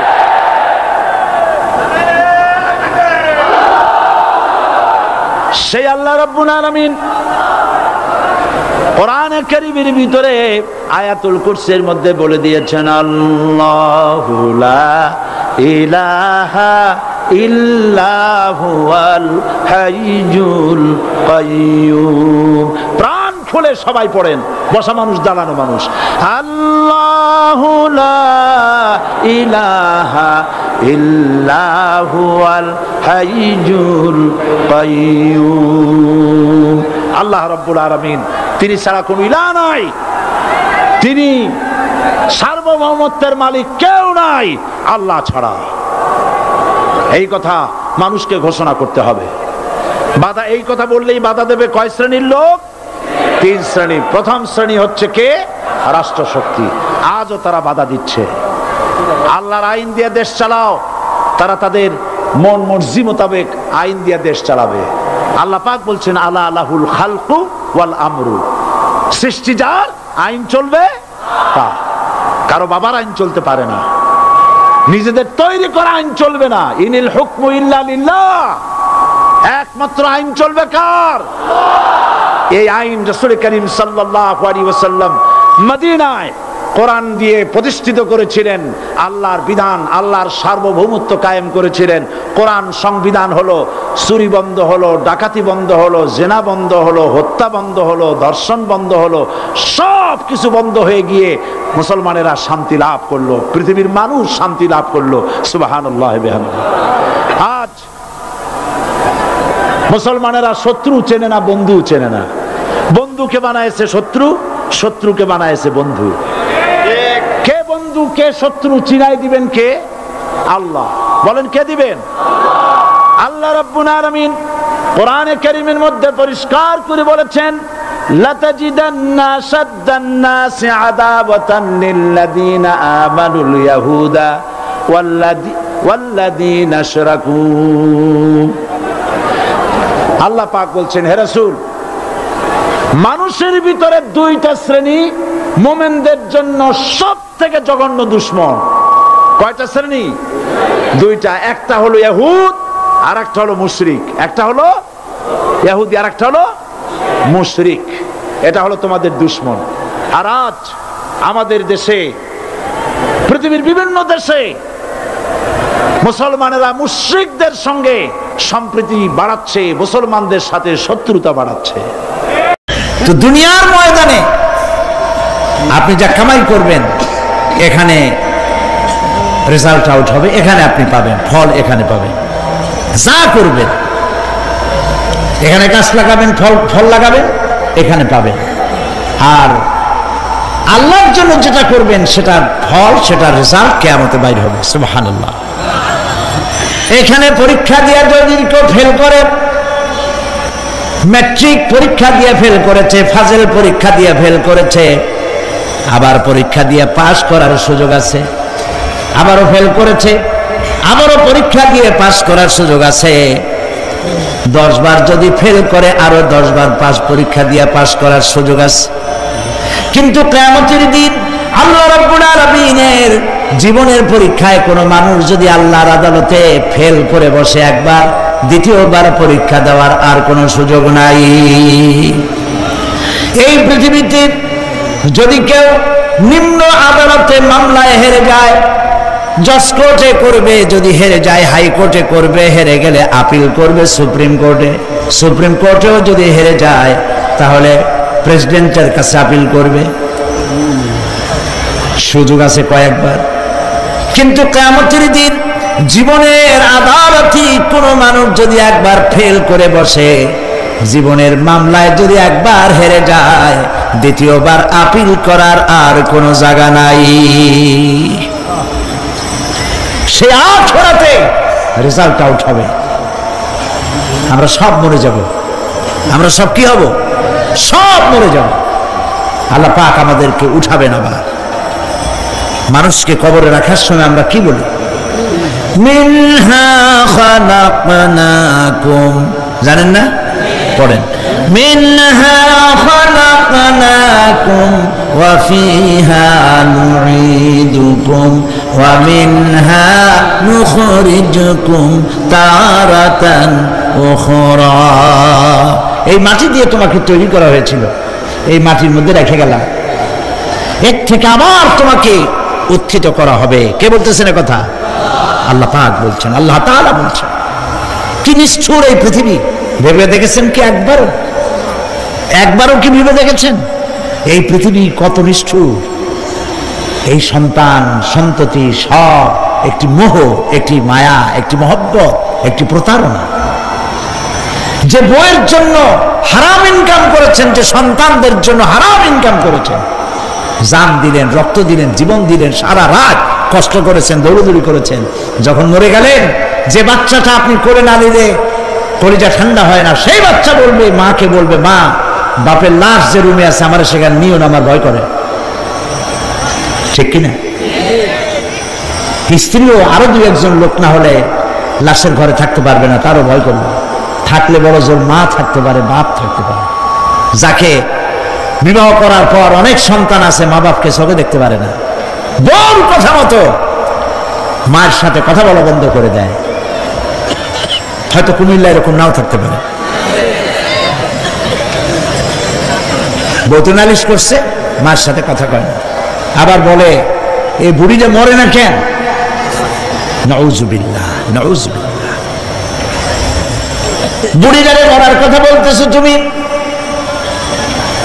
তোমার ছোট্টবেলায় যখন তোমার টাইফয়েড হয়েছিল, অসুখ করেছিল, গরিব বাবা বাড়িতে ল্যাপ নাই, খাতা নাই, তোষক নাই, সেই জায়গায় মা তার কাপড় বিছায় দিয়া বুকের উপরে নিজের শরীরের উষ্ণতা দিয়া বাঁচায় রাখার চেষ্টা করেছে, নিজে না খেয়ে খাওয়াইছে, অসুখ সারে না। মা ওই মুমূর্ষ বাচ্চার সেনানে তার মাথার কাছে বসে তাহাজ্জুদের নামাজ পড়ে কোরআন শরীফ তেলাওয়াত করে, চোখ দিয়া পানি পড়ে আর বলতে থাকে, রব্বুল আলামিন আমার জীবনটারে দিয়া আমার কলিজার টুকরা সন্তানটারে বাঁচাইয়া দাও। যেই মা নিজের জীবন দিয়া সন্তান বাঁচাইতে চাইলো, সেই সন্তান আজকে বউ পাইয়া মাকে ভুলে যায়, মায়ের সাথে খারাপ ব্যবহার করে। আল্লাহ রাব্বুল আলামিন বলেছেন, মা বাবার সঙ্গে খারাপ ব্যবহার করো না, ভালোবাসায় কথা বলো। ওয়াকুল লাহুমা কাওলান কারীমা, সম্মানসূচক কথা বলো। মা বাবার জন্য দোয়া করো আমার কাছে। কে বলতেছেন? আল্লাহ তাআলা বলছেন দোয়া করো আমার কাছে এই ভাষায়, রব্বিরহামহুমা কামা রাব্বায়ানি সাগীরা। পড়েন সবাই, রব্বিরহামহুমা কামা রাব্বায়ানি সাগীরা। আয় আমার রব, আমার মা বাপ যেমন ছোটবেলায় আমাকে অত্যন্ত যত্ন করে লালন পালন করেছে, আল্লাহ তাআলা তুমি দয়া করে আমার মা বাপকে তোমার রহমতের করে লালন পালন করো। সুবহানাল্লাহ। প্রত্যেক নামাজের পর সকলে এই দোয়া পড়বেন, মনে থাকবে? মনে থাকবে? প্রিয় ভাই সব, সেই কিয়ামতের মাঠে আমাদেরকে উঠতে হবে, আল্লাহর দরবারে উঠতে হবে। সেই সময় আমাদেরকে কেউ উপকার করবে না। يوم لا ينفع مال ولا بنون, সম্পদ আর সন্তান সন্ততি কোনো কাজে লাগবে না। মা তার সন্তানকে চিনবে না, সন্তান তার মাকে চিনবে না, বাপ তার সন্তানকে চিনবে না, কেউ কাউকে পরিচয় দিবে না। কি মারাত্মক অবস্থা! মানুষ চরম অসহায় হয়ে যাবে। চতুর্দিকে ফেরেশতার আনাগোনা, সূর্য মাত্র 1 হাত উপরে, প্রচন্ড তাপ নিয়ে সূর্য অবস্থান নেবে, মাথার চান্দি ফেটে গিয়ে গুনাহগারের মাথার মগজ গলে গলে পড়তে থাকবে। পিপাসার যন্ত্রণা জিহ্বাটা ঝুলে কুকুরের মতো করে নাভিস্থল পর্যন্ত ঝুলে পড়বে। কেউ উপকার করবে না, কেউ জিজ্ঞাবে না। অনেক লোক আছে পীরের কাছে মুরিদ হয় আর মনে করে পীর সাহেব তারে কিয়ামতে সুপারিশ করবে। অসম্ভব। আয়াতুল কুরসির মধ্যে আমরা পড়ি, মান যাল্লাযী ইয়াশফাউ ইনদাহু ইল্লা বিইজনিহি। কে আছে এমন, কার হিম্মত আছে আল্লাহ পাকের বিনা অনুমতিতে কথা বলে? সুবহানাল্লাহ বলে। কোথার পীর কোথার খাজা বাবা হারায় যাবে। ইব্রাহিম আলাইহিস সালামের মতো পয়গম্বর কি মনে করে? আল্লাহর খলিল। ইব্রাহিম আলাইহিস সালাম আল্লাহর কি? আল্লাহর খলিল। আল্লাহর খলিল কিয়ামতের দিন বলবেন, আল্লাহ পাক, আয় আল্লাহ তাআলা, আমার বাপের কাছে আমার একটা ওয়াদা ছিল, আমি সুপারিশ করব তার জন্য, তুমি দয়া করে আমার বাপকে জাহান্নাম থেকে ক্ষমা করো, আমি তার জন্য সুপারিশ করতেছি। আল্লাহ তাআলা বলবেন, ইব্রাহিম তোমার সুপারিশ মঞ্জুর হলো না। কথা বুঝতেছেন না? বুঝতেছেন না? ইব্রাহিম আলাইহিস সালাম যদি বাপের জন্য সুপারিশ করতে না পারে, ইব্রাহিম আলাইহিস সালাম তিনি যদি তার বাপের জন্য সুপারিশ করে যদি ব্যর্থ হন, আপনার পিসাব কোন কামে লাগবে চিন্তা করেন। নবী করিম সাল্লাল্লাহু আলাইহি ওয়াসাল্লামকে প্রশ্ন করা হয়েছে, হে রাসূল আপনার আব্বা আম্মার অবস্থা কি হবে? কথা কি শোনেন নাকি? আপনার আব্বা আম্মার অবস্থা কি হবে? নবী করিম সাল্লাল্লাহু আলাইহি ওয়াসাল্লাম বলেছেন, আমি আমার আব্বা আম্মার কোনো উপকারে আসব না। ইন্না লিল্লাহি ওয়া ইন্না ইলাইহি রাজিউন। তাহলে কোন সাহসে মনে করতেছেন কোন পীর কোন একটা বিদেশ থেকে দেশের থেকে একটা নাজিল হলো আর ওইটার পিছনে পিছনে দৌড়াবেন, সে আপনারা নাজাত দেবে, তারে পায়ে চুমা খাবেন। এই পায়ে হাত দিয়ে কদম বুঝি করা বন্ধ। টাকা ইনকাম করার জন্য মানুষকে ভুল পথে পরিচালিত করছে অনেক পীর, আছে না? খালি মানুষে টাকা দেয়, জামায় অনেক পকেট, খালি টাকা নেওয়ার সমানে ঢুকাইতে থাকে চতুর্দিক দিয়ে, বাইরে বোঝার উপায় নাই। কিন্তু অনেক পীর আছে এমন, ঢাকা শহরে বড় বড় মার্কেটের মালিক, আমি জানি বড় বড় মার্কেটের মালিক, বিরাট ব্যবসায়ী, জামা পরিষ্কার করে না 2 মাসেও, মানুষকে দেখাবার জন্য গামছাটা নাকের কাছে ধরে ফট ফট করে আওয়াজ করে, মনে হয় যেন কাঁদতেছে। আজ মিশিয়াল প্রচন্ড হাবিজাবি জিকির শিখায়, লা ইলাহা কতক্ষণ, ইল্লাল্লাহ কতক্ষণ, আল্লাহ আল্লাহ কতক্ষণ, কোথায় পাইছো? ইল্লাল্লাহ ইল্লাল্লাহ কিসের জিকির? ইল্লাল্লাহ মানে কি? আল্লাহ ছাড়া, আল্লাহ ছাড়া, আল্লাহ ছাড়া, আল্লাহ ছাড়া কি? কাজী রাসূলুল্লাহ যা করেন এগুলি বেদাত, এই সব পীরের পাশে যাবেন না, মনে থাকবে।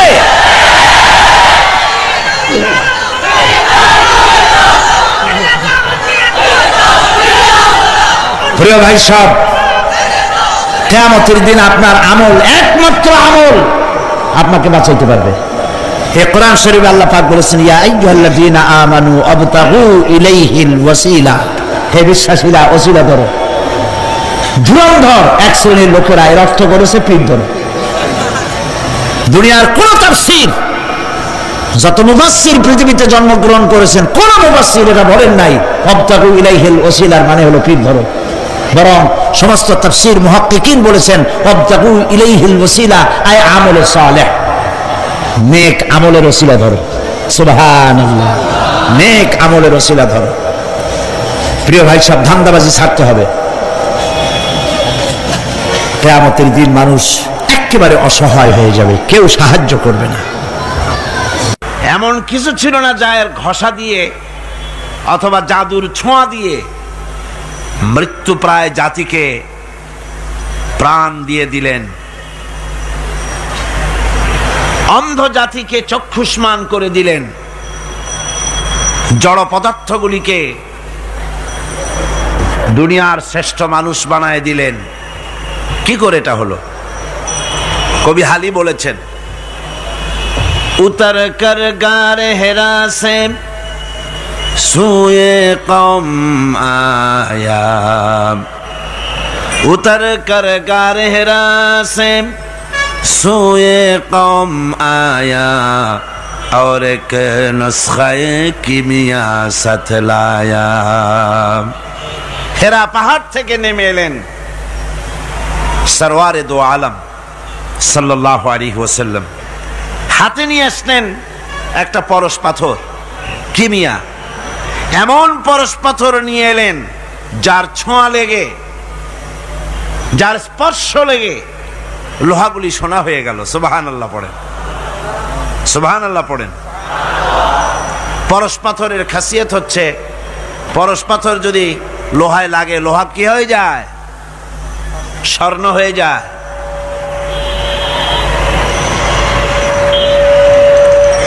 কত বড় জাহিল হলে পরে আল্লাহ নবী হত্যা করতে আসতে পারে। হযরত ওমর এলেন নবীকে হত্যা করার জন্য। সেই হযরতে ওমর এই ওহির জ্ঞানের সংস্পর্শে আসার সাথে সাথে আল্লাহ পাক তার মর্যাদা এত বাড়ালেন, নবীজি বললেন আমার পরে তো কেউ নবী হবে না, যদি কেউ হতো অবশ্যই ওমর নবী হয়ে যেতেন। সুবহানাল্লাহ বিহামদি। হযরত ওমরকে অধপতনের অতল তলদেশ থেকে মানবতার শীর্ষে, চরিত্রের শীর্ষে কে পৌঁছে দিল? এই ওহির জ্ঞান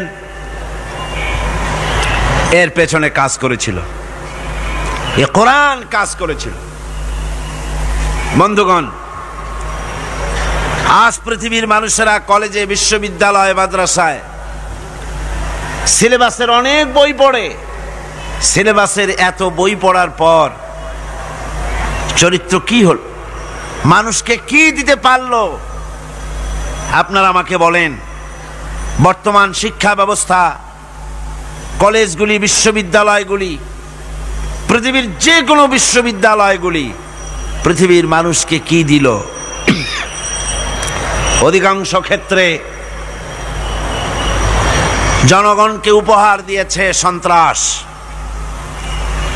দিয়েছে হাইজ্যাক, দিয়েছে লুটেরা, দিয়েছে ডাকাত, দিয়েছে জেনাকার, দিয়েছে মদখোর। সব যে তাই হয়েছে তা নয়, কিন্তু বেশিরভাগ ক্ষেত্রে শিক্ষাঙ্গন থেকে এগুলি উৎপাদন হচ্ছে। আর সাহাবায়ে কেরাম রিদওয়ানুল্লাহ তাআলা আলাইহিম আজমাইন, তাদের সিলেবাসে মাত্র কিতাব ছিল 2খানা। তাদের সিলেবাসে কিতাব ছিল কয়খান? মাত্র 2খানা কিতাব। এই 2খানা কিতাবের সিলেবাসের 2খানা কিতাব দিয়ে বিশ্বের শ্রেষ্ঠ মানুষে তারা পরিণত হয়েছিলেন। তার একখানা ছিল কিতাবুল্লাহ, আল্লাহর কোরআন, আর একখানা ছিল কি? হাদিস, রাসূলের সুন্নাহ।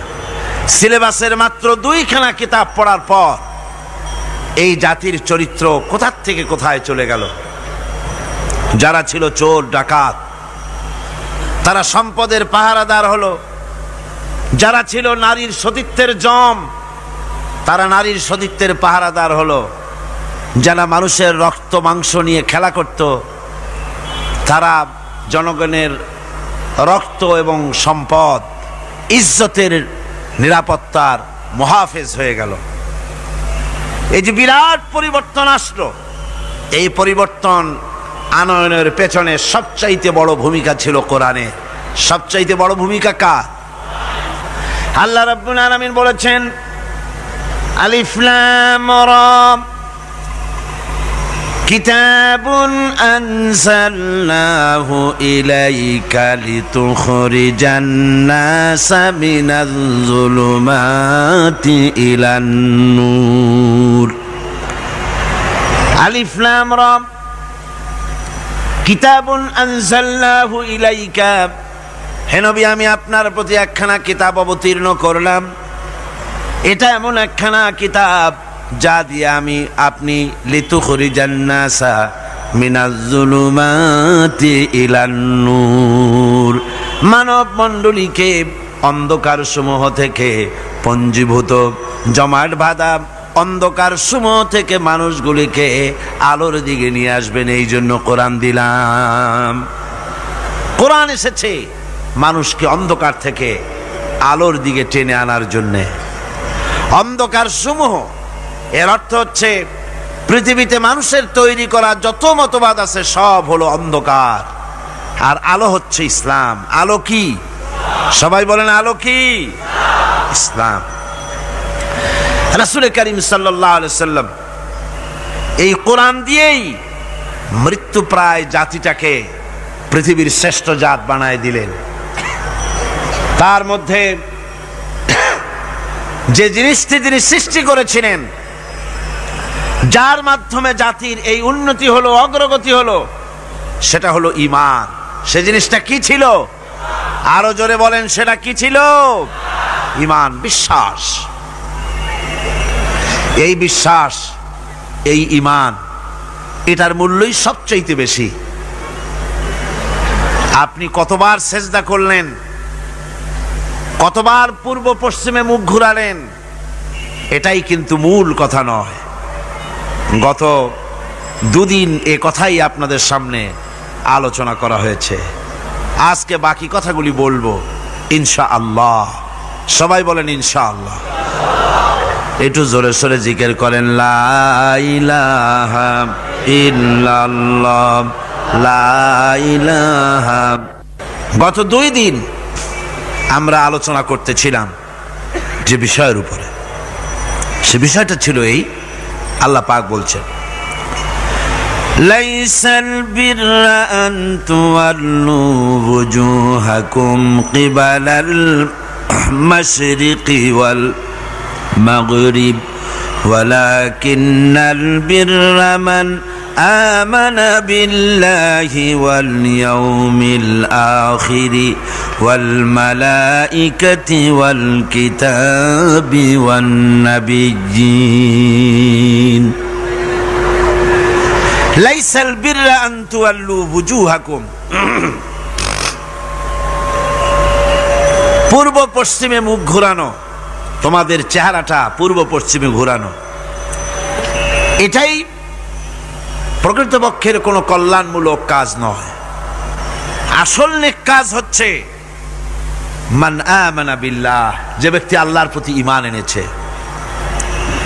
এই ঈমান বিল্লাহর উপরেই আমরা কথা বলতেছিলাম আপনাদের সামনে। প্রথম দিন আলোচনা করেছিলাম ঈমানের পরিচয়, মনে আছে আপনাদের? মনে নাই?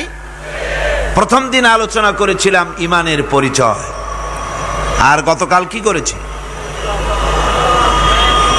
ঈমানের গুরুত্ব। গতকাল করেছি ঈমানের গুরুত্ব। আজকের আলোচনা করব ওই একই বিষয়, ঈমান বিল্লাহর উপরে, একই বিষয়ের উপরে। আজকের বিষয় হচ্ছে ঈমানের উপকারিতা, ঈমান বিল্লাহর উপকারিতা। আল্লাহর উপরে ঈমান আনলে পরে উপকারটা কি হয়, এই কথাগুলি আজকে আলোচনা করব ইনশাআল্লাহ। সবাই বলেন ইনশাআল্লাহ। আমা তৌফিকি ইল্লা বিল্লাহ, সুবহানাকা লা ইলমা লানা ইল্লা মা আল্লামতানা। এই পৃথিবীতে মানুষ কোন সময় নিজেকে অনেক বড় মনে করে, আবার কোন সময় নিজেকে অত্যন্ত হীন নীচ মনে করে। যখন নিজেকে বড় মনে করে তখন তো কেউ বলেই বসে আনা রাব্বুকুমুল আলা মান আসাদ্দু মিন্না কুওয়া, আমার চাইতে শক্তি আর কার আছে, আমার চাইতে শক্তিশালী আর কে হতে পারে, আর আমি হচ্ছি তোমাদের বড় প্রভু, এরকম বলে। আবার কখনো নিচে নামতে নামতে এত নিচে নামে, গাছ পাথর সাপ সিংহ বাঘ শিয়াল বিড়াল এগুলির সামনে মাথা নত করে।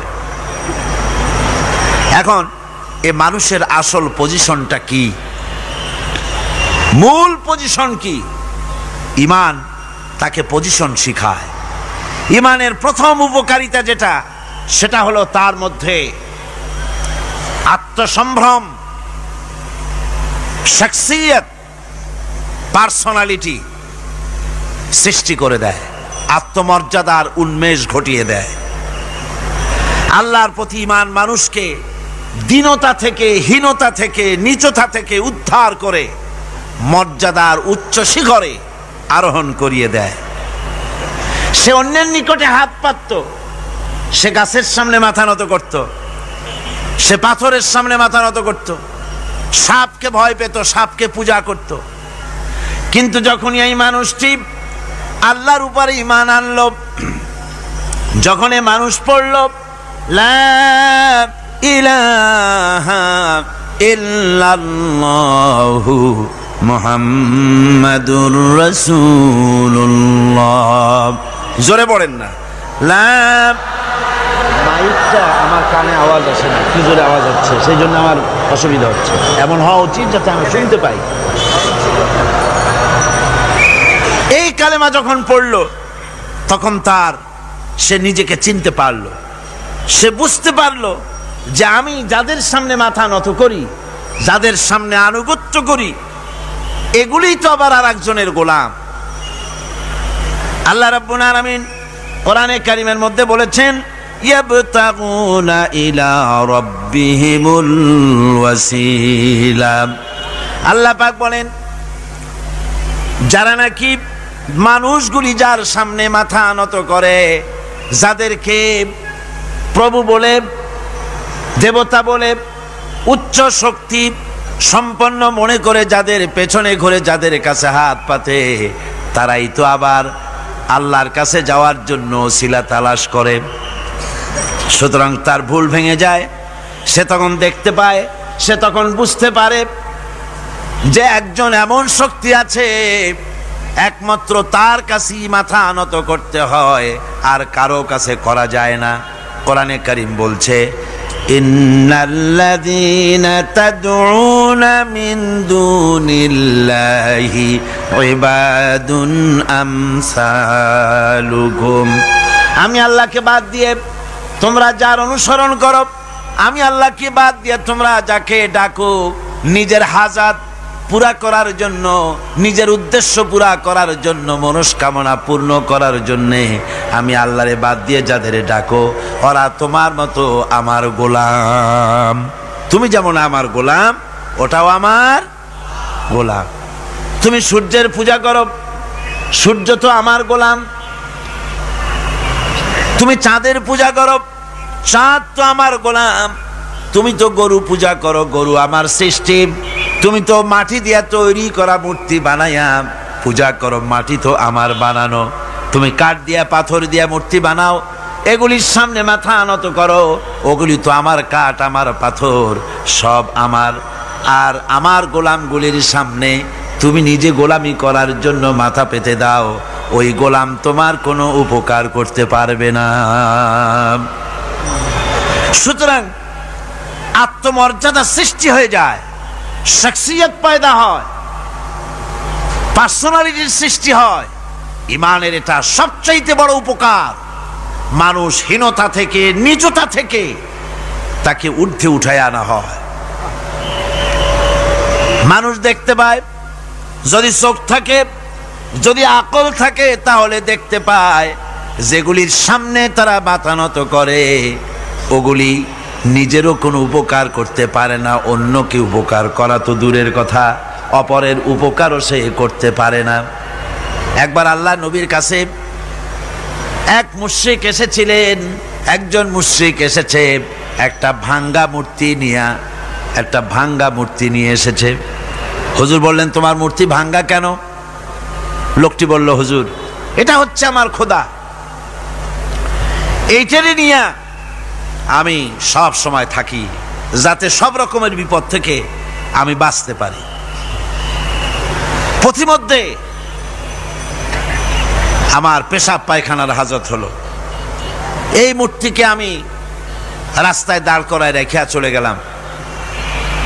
পেশাব পায়খানার কাজ শেষ করে এসে দেখি যারে আমি খোদা বলি, যে আমার যে বিপদ দিয়ে বাঁচাবে, তার মাথা থেকে পা পর্যন্ত একদম ভিজা। ভাবলাম নিশ্চয়ই কোনো বরকতের পানি ছাড়া আর কি হতে পারে। এটাকে বরকতের পানি মনে করে আমি যখন চাটা আরম্ভ করলাম, চাটতে গিয়ে দেখি কেমন টক টক লাগে, আর একটা উৎকট একটা দুর্গন্ধ, অ্যাসিডের মতো ঝাঁঝালো গন্ধ। জিনিসটা কি? চিন্তা করলাম, পানিটা যদি বরকতের হবে তাহলে তো এই রকমের গন্ধ হওয়া উচিত না। পরে এদিক ওদিক তাকায় দেখি দূরে একটা কুকুর দাঁড়ানো আছে, আর তার নিচের থেকে পানি টপকাচ্ছে। তখন বুঝলাম যে এটা কোন বরকতের পানি। কয়, হুজুর মেজাজটা খারাপ হয়ে গেল, ঠ্যাংটা ধরে একটা আছাড় মারলাম। কুত্তার পেশাব দিয়া তুই নিজেরে বাঁচাইতে পারিস না, আমারে বাঁচাবি কেমনে? ওর জেহেন খুলে গেছে। হুজুর সাল্লাল্লাহু আলাইহি ওয়াসাল্লাম হেসে দিলেন। হাদিস শরীফে এসেছে, এই একদিন হুজুর হেসেছিলেন যখন তার দন্ত মোবারক সব বিকশিত হয়েছিল। হুজুর বলছেন, আমার কাছে কেন এসেছো তোমার এই ভাঙ্গা খোদারে নিয়ে? লোকটি বলছে, হুজুর আমি বুঝতে পেরেছি, আমি তো ভুলের মধ্যে ডুবেছিলাম, আমি বুঝতে পেরেছি এগুলি তো আসলে কিছুই না। আমি সত্যের সন্ধানে এসেছি, সত্যের আলোকে আমাকে পৌঁছে দেন। নবীজি পড়লেন, পড়ো লা ইলাহা ইল্লাল্লাহু মুহাম্মাদুর রাসূলুল্লাহ। এরা আপনাকে কি সাহায্য করবে? ও তো নিজের সাহায্যই করতে পারে না। কথা ঠিক কিনা? জলে বলেন, পারে না। ও নিজে বাঁচাতে পারে না, আপনারে বাঁচাবে কেমন? এই জন্য ইমান যখন আনে, ইমানের সবচাইতে বড় উপকারিতা হচ্ছে মানুষকে আত্মমর্যাদা দিয়ে দেয়। তার সম্মান, নিজের সম্মান সে বোঝে, সে বুঝতে পারে যেহেতু ক্ষমতা দুনিয়ায় কারো নাই, ক্ষমতার মূল উৎস আমার আল্লাহ রাব্বুল আলামিন। আল্লাহ পাক বলেছেন আন্নাল কুওয়াতা লিল্লাহি জামিআ, সমস্ত ক্ষমতার উৎস কে? সন্দেহ আছে? আপনারা যেভাবে আল্লাহর নাম জিজ্ঞেস করলে যেভাবে বলেন, তাতে মনে হয় কিসের ফেব্রুয়ারিতে রোজা আসবে, রোজা এখনই শুরু হয়ে গেছে। আপনারা ভাতও খান নাই, ইফতারও করেন নাই, সেহরিও কপালে চটে নাই, এমনই দুরবস্থা। এরকম তো হওয়া উচিত না। আমি তো দীর্ঘদিনের লালিত স্বপ্ন ইসলামের বিপ্লব হবে চট্টগ্রাম থেকে, আর সেই মুজাহিদরা যদি আল্লাহর নামটা নিতে যদি মহব্বতের সাথে না নিতে পারে, তো একটা কথা হইল। জোরে সরে বলেন সমস্ত ক্ষমতার উৎস কে? হ্যাঁ, এবার না বোঝা গেল যে পারবেন। আল্লাহ পাক হচ্ছেন সমস্ত ক্ষমতার উৎস। এইটা যদি বিশ্বাস করেন, তাহলে আপনাকে পরাভূত করতে পারে, পরাজিত করতে পারে এমন ক্ষমতা এই পৃথিবীতে কারো। আল্লাহ রাব্বুল আলামিন বলেছেন ওয়ামা লাকুম মিন দুনিল্লাহি মিন ওয়ালিয়্যিন ওয়ালা নাসীর, তিনি ছাড়া তোমাদের কোনো অভিভাবকও নাই, সাহায্যকারীও নাই। মুমিনের ওলি কে? মুমিনের অভিভাবক কে? সাহায্যকারী কে? আল্লাহ পাক। আমার বন্ধুগণ, সুতরাং পার্সোনালিটি তৈরি হবে ইমানের সবচাইতে বড় উপকারিতা। প্রথম উপকারিতা হচ্ছে এই মানুষকে ব্যক্তিত্ব সম্পন্ন করে দেয়। সে কাউকে ভয় করে না, সকলে তারই ভয় পায়। কয় সুবহানাল্লাহ। আল্লাহ রাব্বুল আলামিন বলেন ওয়াইন ইয়ামসাসকাল্লাহু বিদুররিন ফালা কাশিফা লাহু ইল্লা হুয়া ওয়া ইউরিদিকা বিখাইরিন ফালা রাদ্দা লিফাদলি।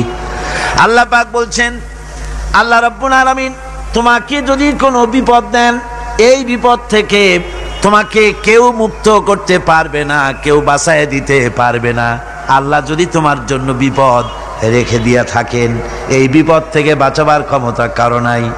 আর আল্লাহ যদি তোমাকে কোনো কল্যাণ দিতে চান, তাহলে সেই কল্যাণ প্রতিহত করতে পারে, সে কল্যাণের পথে বাধা দিতে পারে। আকাশে জমিনে এমন কেউ নাই। সুবহানাল্লাহ পড়ে। কাজে শক্তি তো সবটাই আল্লাহ রাব্বুল আলামিনের, ক্ষমতা সবটা কার? আল্লাহ সুবহানাহু ওয়া তাআলা। কল্যাণও করেন তিনি, আর অকল্যাণ যদি করেন, সে অকল্যাণ থেকে বাঁচবার উপায় নাই। কল্যাণ যদি করতে চান, ঠেকাবারও কারো উপায় নাই। মুমিন ব্যক্তির আত্মমর্যাদা এভাবে বেড়ে যায় ইমানের কারণে। ইমানের কারণে তার আত্মমর্যাদাটা এত বেড়ে যায় যে সে হক কথা বলতে গিয়া রিজেকের চিন্তা করে না, চাকরির চিন্তা করে না। হক কথাটা যদি বলি, আমি সরকারি চাকরি করি, হক কথা বললে বলে চাকরি থাকবে না। ইমামতি করি, হক কথা বললে পরে চাকরি থাকবে না। এই জাতীয় হীনমন্যতা তার মনের ভিতরে জায়গা পাবে না। যেহেতু কোরআন তারে শিখাইছে, কিসের ভয়? রিস্কের চিন্তা করো। রিস্কের চিন্তা করার কোনো দরকার নাই। কোরআন তোমাকে বলে দিয়েছে, ঈমান এনেছো তুমি যার উপরে, ইন্নাল্লাহা হুয়ার রাজ্জাকু যুল কুওয়াতিল মাতিন। নিশ্চিতভাবে আল্লাহই হচ্ছেন মহান রিজেক দাতা। নিরঙ্কুশ ভাবে রিজেকের চাবিকাঠি তারই হাতে। তা আমার রিজেক যদি আল্লাহর হাতে হয়, এটা যদি বিশ্বাস করি, তাহলে মেম্বরের উপরে দাঁড়িয়ে হক কথাটা বলতে ভয় পাই কেন? চাকরি করি, হক কথাটা বলতে পারি না কেন? সরকারের কাছে আমার রিজেক নয়, সেক্রেটারির কাছে, মুতাওয়াল্লির কাছে আমার রিজেক নয়। আমার খাদ্য কার কাছে? আমার রিজেক কার কাছে? এটা হলো সবচেয়ে বড় ভয়। ইমানের দাবি করে ঠিক, ওয়াজ নসিহত করেও ঠিক, মানুষকে উপদেশ দেয়ও ঠিক, কিন্তু মনের মধ্যে ভয় একটু থেকেই যায়, যদি চাকরিটা যায় তাহলে বিবি বাল বাচ্চা নিয়ে বাঁচবো কেমনে, এটা থাকে মনের ভিতরে এক চিন্তা। একজন টিচার তার ছাত্রদেরকে শিখাইছিলেন যে বিসমিল্লাহর এত ফজিলত, নদীর উপর থেকে বিসমিল্লাহ বলে হাঁটে গেলে তাও হাঁটে যাওয়া যায়, খেওয়ার নৌকা ছাড়াই পানির উপর হাঁটে যাওয়া যায়। একটা ছাত্র এই কথাটা এমন বিশ্বাস করলো, নদীর পাড়ি দিয়ে, তার বাড়ি ছিল নদীর ওপার, প্রতিদিন খেওয়া পার হইয়া মাদ্রাসায় আসতো, বিশ্বাস সে করছে পুরাটাই, আর বিসমিল্লাহ বলে পাও দিয়ে হাঁটিয়া চলে গেল পার হয়ে। এটা কোনো কোরআন নয়, হাদিস নয়, শোনা কথা। তারপরে একদিন তার মা তাকে বলেছে, তোমার হুজুরকে একটু দাওয়াত দাও আমাদের বাড়িতে। হুজুরের দাওয়াত দিছে, মিলাদের দাওয়াত শুনে হুজুর তো খুব খুশি। তারপরে ছাত্রের সঙ্গে রওনা হয়েছে, নদীর ঘাটে এসে দেখে যে নৌকা নাই। আরে বাবা, নৌকা নাই, পার হবো কেমনে? কয় হুজুর কোন কি, নৌকার দরকারটা কি? আপনি না বলছেন বিসমিল্লাহ বলে হেঁটে যাওয়া যায়। আমি তো ওইটা শোনার পর আমি প্রত্যেক দিন তো এই কাম করিয়ে আসি, নৌকা টুকো লাগে না, আসেন না আমার সাথে। ছেলে বিসমিল্লাহ বলে হাঁটা আরম্ভ করছে পানির উপর দিয়ে। ওস্তাদ চিন্তা করতেছে, আমি তো শুধু ওয়াজি করছি, আমল তো করি নাই, কি না কি হয় আল্লাহই জানে। পাজামা হাঁটু পর্যন্ত টাইনিয়া তারপরে বিসমিল্লাহ কয়ে পা দিছে, আর এক ছোটে চুবনি খাইয়া ভিতরে চলে গেছে। সুতরাং মুখ দিয়া বললে হবে না, বিশ্বাস করতে হবে, ইয়াকিন রাখতে হবে রিজকের মালিক আল্লাহ, হক কথা, কাউকে ছেড়ে দেব না, এটা বলবোই, তাতে আমার চাকরি থাকুক আর চাকরি যাক। এর নাম হলো আত্মমর্যাদা। এর নাম কি? আত্মমর্যাদা। নইলে আপনি মসজিদের ইমাম, আর দুর্ভাগ্যজনক সত্য, মসজিদের ইমামগুলি অধিকাংশ ক্ষেত্রে এমন সব সেক্রেটারি মোতাওয়াল্লি হয় যারা ইসলামী আদর্শকে বিশ্বাসী করে না। কথাটা ঠিক কিনা? ধর্মনিরপেক্ষতাবাদী, কিন্তু মসজিদের সেক্রেটারি, মাদ্রাসার সেক্রেটারি, ঈদগাহের সেক্রেটারি। কারণ মুসল্লিরা ভাবে ওনার পয়সা বেশি, ওনারই নেতা বানানো উচিত।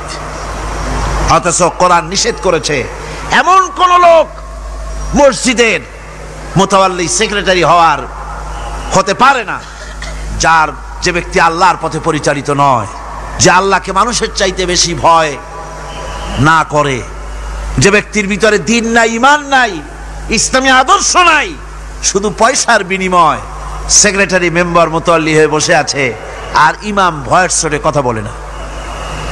আছে না এমন? আছে। হক কথা, মাদ্রাসা, মসজিদ, ওয়াজ মাহফিল, চাকরির জায়গা, কোর্টে, কাছারিতে, আদালতে, সর্বত্র মোমেন ব্যক্তি বলতে পারবে তখন যখন ঈমান বিল্লাহ পোক্ত হবে। আল্লাহর প্রতি ঈমানটা যখন পোক্ত হবে, তখন সে বুঝবে এ চাকরি আমার পায়ের গোলাম, এখানে যদি আমার চাকরি না থাকে অন্য জায়গা থেকে রিস্কের ব্যবস্থা আল্লাহ পাক আমাকে করে দিবেন।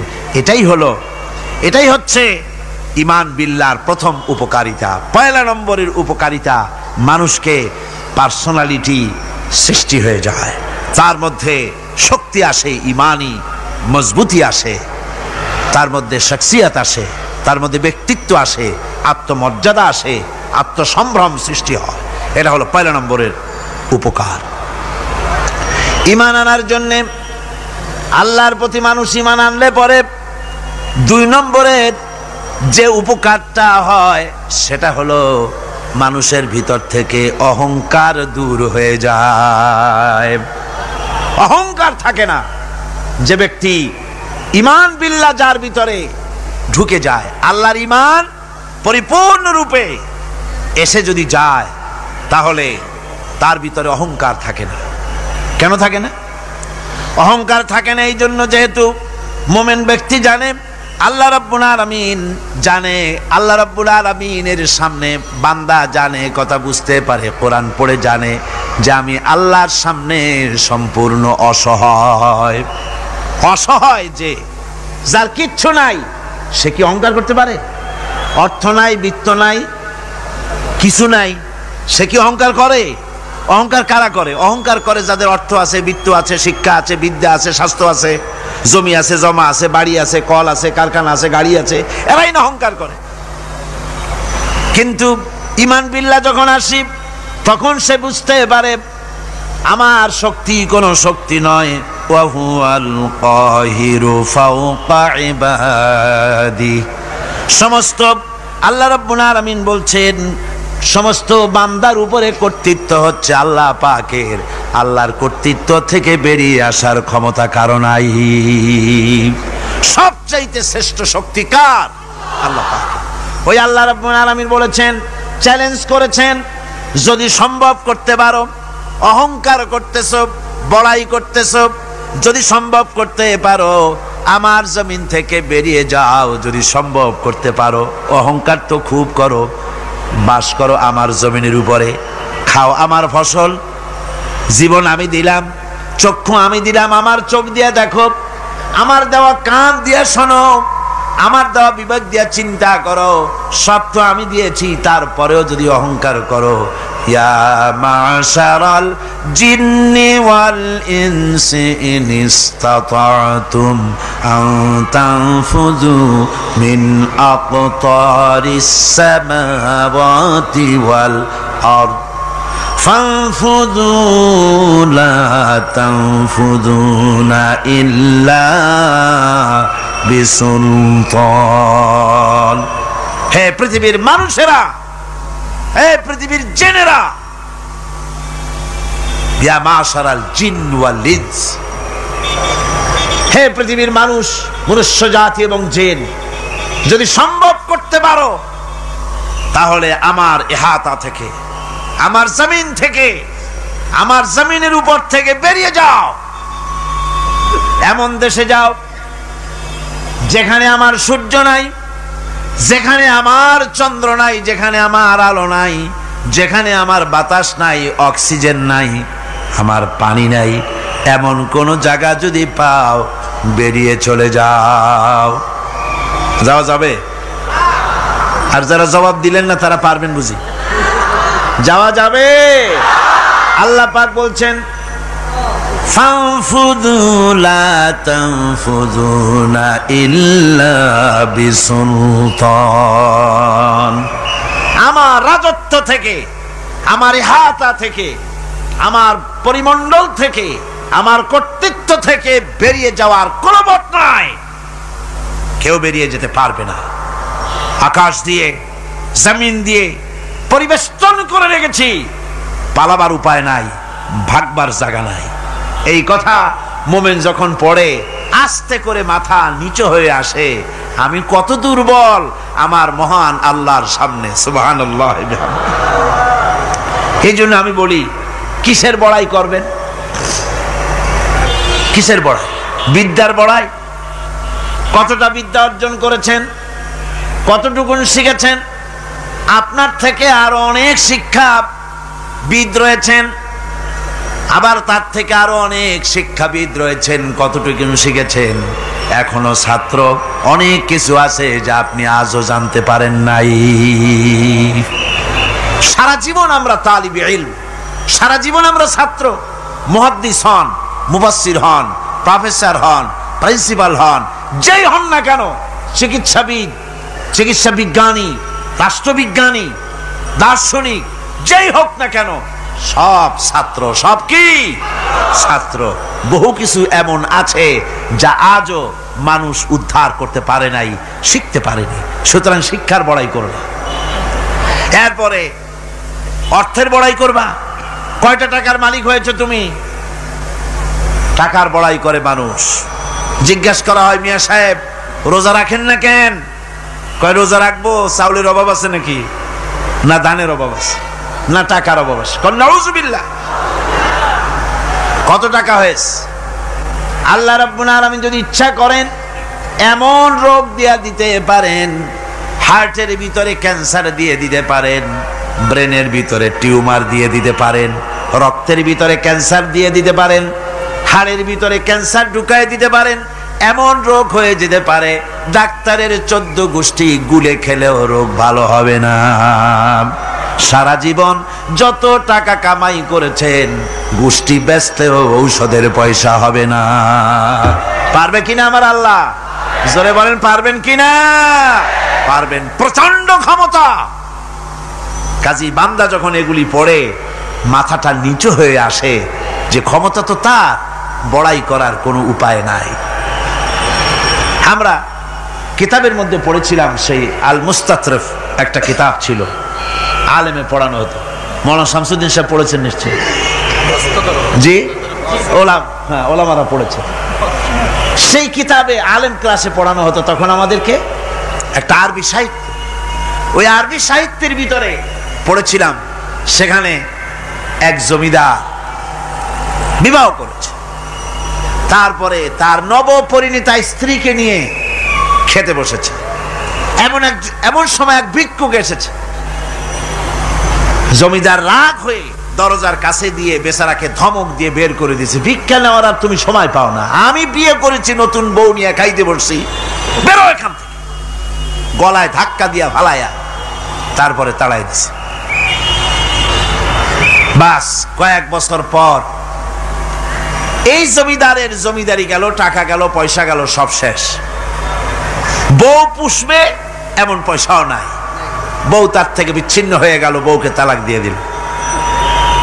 দীর্ঘদিন পর এই স্ত্রী বিবাহের একটা প্রস্তাব এলো আর এক জমিদারের সাথে, আর এক এলাকার নতুন এক জমিদার হয়েছে, তার সঙ্গে বিবাহের প্রস্তাব এলো। এরপরে সেই বিয়ে হয়ে যাওয়ার পর নতুন জমিদারের সাথে এই স্ত্রী বসে খানা খেতে বসেছে প্রথম দিন। এমন সময় দরজার কাছে এক ভিখারি এসে হাজির। নতুন জমিদার বলছে, বউ আমরা তো খেতে পারবো, আমাদের খাবারের প্লেটটা আজকে প্রথম তোমাকে নিয়ে খেতে বসেছি, এই খাবারের প্লেটটা ধরেই তুমি ভিখারিকে দিয়ে আসো। বউ খাবারের প্লেটটা ভিখারির হাতে দিতে গিয়ে সেন্সলেস হয়ে পড়ে গিয়েছে, বেহুশ হয়ে পড়ে গিয়েছে। নতুন জমিদার অনেকক্ষণ অপেক্ষা করলো, বউ ফেরে না কেন, যায় দেখে বেহুশ, মুসাফির সেখানে দাঁড়ানো। কিছুক্ষণ পর বউয়ের হুশ হলো, জিজ্ঞেস করলো, হয়েছে কি, তুমি এরকম পড়ে গেল কেন? এই মুসাফিরকে দেখে বউ বলতেছে, আল্লাহর কসম, তুমি যখন আমাকে প্লেট ভরা খাবার দিয়ে পাঠাই দিলা ভিক্ষুককে দেওয়ার জন্যে, যারে ভিক্ষা দিতে গেলাম, আল্লাহর কসম করে বলি, এ হচ্ছে আমার সেই প্রথম স্বামী। এবার ওই জমিদার বলতেছে, তুমি যেমন কসম করে বলতেছো এই হলো তোমার প্রথম স্বামী, আমিও আমার আল্লাহর নামে কসম করে বলি, আমিও সেই ভিখারি যেদিন তোমরা খেতে বসেছিলে আর আমি ভিক্ষা নিতে গিয়েছিলাম, আমাকে দরজা থেকে তাড়ায় দিয়েছিলে। সুতরাং বড়াই করো না অর্থের, টাকার বড়াই করো না, অহংকার করো না। স্বাস্থ্যের বড়াই করো না, স্বাস্থ্য ভালো, অহংকার করো না। আল্লাহ যদি ইচ্ছে করেন এক রাত্রের মধ্যে মাত্র আধা ঘন্টা 15 মিনিটের ভিতরে কয়েকবার পাতলা দাস্ত দিয়া জনমের মতো শেষ করে দিতে পারেন, পারেন কিনা? সুতরাং মানুষ ঈমান বিল্লাহ, আল্লাহর প্রতি ঈমান মানুষকে এভাবে বিনয়ী করে দেয়। কোন আলহামদুলিল্লাহ। অহংকার বলে কিচ্ছু থাকে না তার, সে আগে সালাম দেয়। ঈমান বিল্লাহ, যার মধ্যে ঈমান, আল্লাহর ঈমান ঢুকে যায়, তার আগে কেউ সালাম দিতে পারে না। রাসূলুল্লাহ বলেছেন, যে ব্যক্তি আগে সালাম দেয় সে অহংকার মুক্ত। জোরে বল সুবহানাল্লাহ। এখন তো সালাম শুধু পেতে চায়। দারোগা চিন্তা করে, পুলিশের আমারে সালাম দেবে, আমি ওরে সালাম দিতে যাবো কেন? ও প্রত্যেকদিন আমারে দেয় স্যালুট, আমি দেবো ওরে সালাম, একটা কথা। এসপি মনে করে ইন্সপেক্টর আমারে সালাম দিবে, আইজি মনে করে এসপিরা আমারে সালাম দিবে, প্রেসিডেন্ট মনে করে মন্ত্রীরা আমারে সালাম দিবে, হুজুররা মনে করে মুরিদরা আমারে আগে সালাম দিবে। না, এটা সুন্নাতের খেলাফ। রাসূলুল্লাহর আগে কেউ সালাম দিতে পারে নাই। জোরে কোন সুবহানাল্লাহ। আগে সালাম দাও।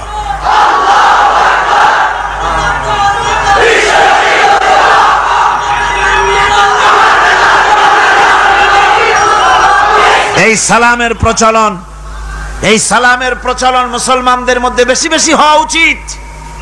আপনারা সালামের প্রচলন চালু করে দিবেন, বেশি করে চালু করবেন। বউরে সালাম দিবেন, বউ আপনাকে দেবে। ঘরের মধ্যে ঢুকবেন, ঢুকেই বলবেন আসসালামু আলাইকুম ওয়া রাহমাতুল্লাহি ওয়া বারাকাতুহু। বাইরের থেকে গেছেন, ঘরে ঢুকেই প্রথম সালাম দেন, বউ সালামের জবাব দেবে, বউ আপনাকে দেবে। বাচ্চাদের সালাম দেন, বাচ্চারা আপনাকে দিবে। এরকম সালামের প্রচলন চালু করেন।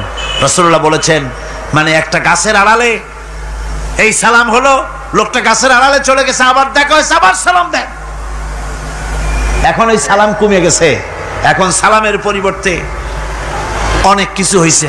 সালাম দেয়, তার জবাবও দেয় না। যদি বলে কেউ গরিব মানুষ সালাম দিয়েছে বড় লোকরে, আসসালামু আলাইকুম, ওয়ালাইকুম আসসালাম বলতে চায় না, একটু মাথা নাড়ে। তারপর জিজ্ঞেস করে, স্যার কেমন আছেন? এই যাচ্ছে, কেটে যাচ্ছে। কি কেটে যাচ্ছে? তোমার কল্লা? আলহামদুলিল্লাহ বলতে পারো না?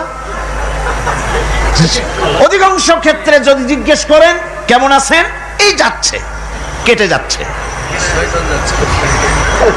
আপনার যত অসুখ হোক আগে বলেন আলহামদুলিল্লাহ, তারপরে অসুখের কথা বলেন। আপনার যদি কোনো অসুবিধা থাকে আগে আলহামদুলিল্লাহ কন, তারপরে অসুখের কথা কন। হযরত সুফিয়ান সাউরি রাহমাতুল্লাহ আলাইহি আল্লাহর একজন জবরদস্ত ওলি ছিলেন।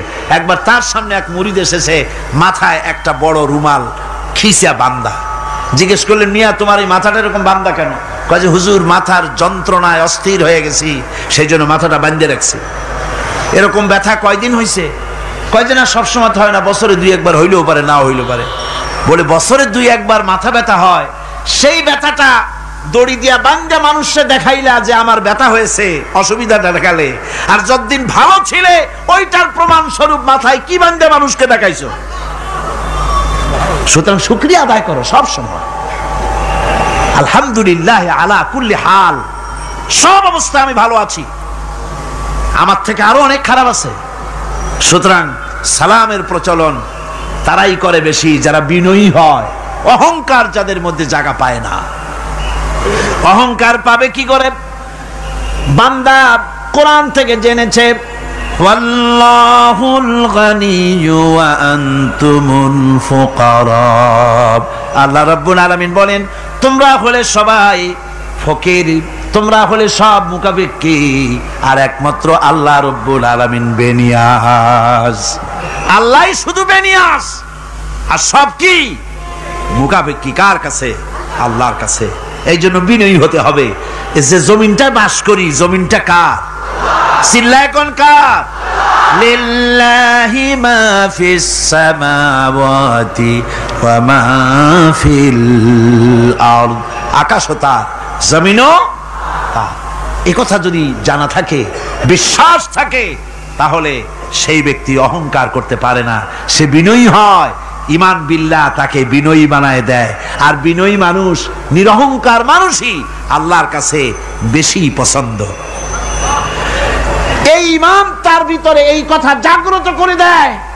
আমি যদি একটা গাড়ির মালিক হয়ে থাকি, আমি যদি একটা বাড়ির মালিক হয়ে থাকি, আমি যদি স্ত্রী পুত্র সন্তান পেয়ে থাকি, আমি যদি মন্ত্রী হয়ে থাকি, আমি যদি কিছু পেয়ে থাকি, আমার হাতের কামাইয়ের দ্বারা পাই নাই। আল্লাহ শিখাই দিচ্ছেন, ওয়ামা বিকুম বিনি'মাতিন ফামিনাল্লাহ। যত নেয়ামত তোমরা পেয়েছো সব আল্লাহ রাব্বুল আলামিন দিয়েছেন। জোরে বলেন সুবহানাল্লাহ। দাতাকে ভুলে যেও না, আল্লাহর কাছে বিনয়ী হও। সমস্ত নিয়ামত একমাত্র তিনি দিয়েছেন। ঈমান বিল্লাহর দ্বারা মানুষের এই গুণ সৃষ্টি হয়, এই উপকার হয় মানুষের, যে সে বিনয়ী হয়ে যায়। আল্লাহ পাক কোরআনে কারীমের মধ্যে আরো বলেন, ওয়ালা তামশি ফিল আরদি মারহান ইন্নাকা লান তাখরিকাল আরদা ওয়ালান তাবলুগাল জিবালা তুলা। ওয়ালা তামশি ফিল আরদি মারহান, আমার এই জমিনের উপরে অহংকার করে হেঁটো না। আল্লাহ পাক নিষেধ করেছেন, জমিনের উপরে অহংকার করে হেঁটো না। এই জমিনের উপরে অহংকার করে হাঁটতে গিয়া তুমি পদাঘাত করে আমার জমিনটারে ফাটাই দিতে পারবা না। আবার অহংকার করে লাভ দিয়া আমার পাহাড়টার উচ্চতাও ছাড়াই যেতে পারবে না। যখন তুমি পাহাড়ের উচ্চতা ছাড়াতে পারবে না, যখন জমিনটারে লাথি মেরে ফাটাই দিতে পারবে না, তখন আবার অহংকারটা কিসের? কিসের অহংকার? নিজের দিকে তাকাও, তোমারে আমি বানাইছি কি দিয়া?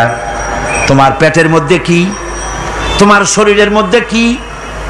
মলমূত্র দিয়ে পেটটা ভরা, আর দুনিয়ায় এসেছো এক ফোঁটা নাপাক পানি দিয়ে। যে নাপাক পানি ফোঁটা শরীর থেকে বেরিয়ে গেলে পরে গোসল ওয়াজিব হয়ে যায়, ফরজ হয়ে যায়।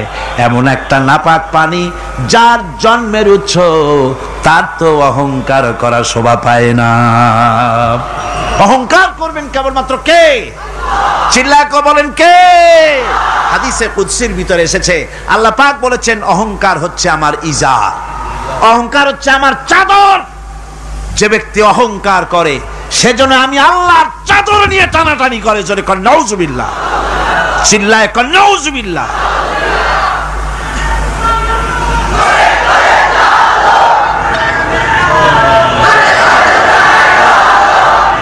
আমার বন্ধুগণ, আল্লাহ রাব্বুল আলামিন কোরআনে কারীমের মধ্যে বলেছেন, আমার সঠিক বান্দা যারা, অহংকার তাদের মধ্যে থাকে না। ওয়াইবাদুর রাহমানিল্লাযীনা ইয়ামশুনা আলাল আরদি হাওনা। রহমানের বান্দা যারা, আমি আল্লাহ পাকের গোলাম যারা, তারা জমিনের উপরে খুব বিনয়ের সাথে চলে। তাদের চলাফেরা দেখলেই বোঝা যায় লোকটা বিনয়ী, আল্লাহর বান্দা। সুবহানাল্লাহ ওয়া বিহামদিহি। কি বলেন? মানুষের চলাফেরা, চাহনি, ওঠা বসা, কথাবার্তা দেখলেই বোঝা যায় না লোকটা কি চরিত্রের? বোঝা যায়। এক পদের মানুষ আছে, গম্ভীর হয়ে বসে থাকে, মনে হয় যেন নবজাদা নসরুল্লাহ খানের শালা। নামাজ নাই। কি হয়েছে? মাইক এমনি আজকে আমি নিজেও টের পাচ্ছি, আমি মাইকের আওয়াজ নিজেও পাচ্ছি না। মাইকটা ভালো করে দেন মাইকের অপারেটর, আর জোরে সোরে একটু জিকির করেন, লা ইলাহা ইল্লাল্লাহ, লা ইলাহা ইল্লাল্লাহ, লা ইলাহা ইল্লাল্লাহ।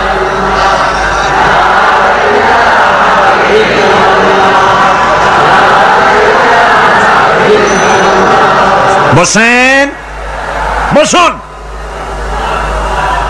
লা ইলাহা ইল্লাল্লাহ, লা ইলাহা ইল্লাল্লাহ, লা ইলাহা ইল্লাল্লাহ,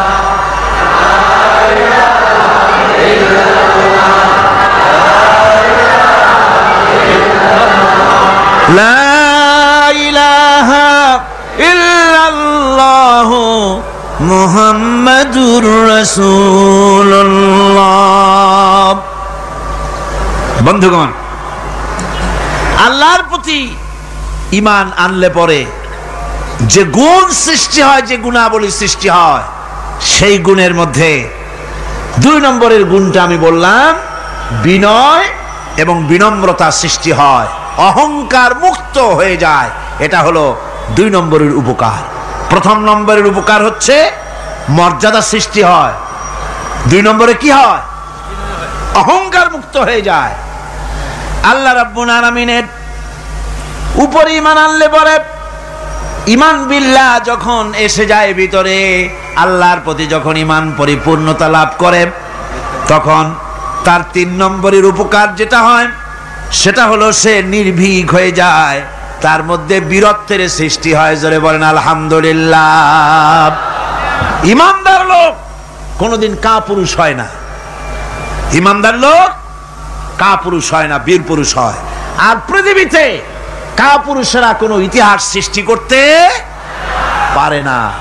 বীর পুরুষ জীবনে মরে একবার, আর কাপুরুষ মরে জীবনে বারবার। পাতিশিয়ালের ডাক শুনে চিত হয়ে পড়ে। ট্রাকের টায়ার পাংচার হয়েছে, আওয়াজ শুনে হার্ট ফেল করে। এই হলো যারা নাকি ইমানের দিক থেকে দুর্বল, তাদের এই অবস্থা।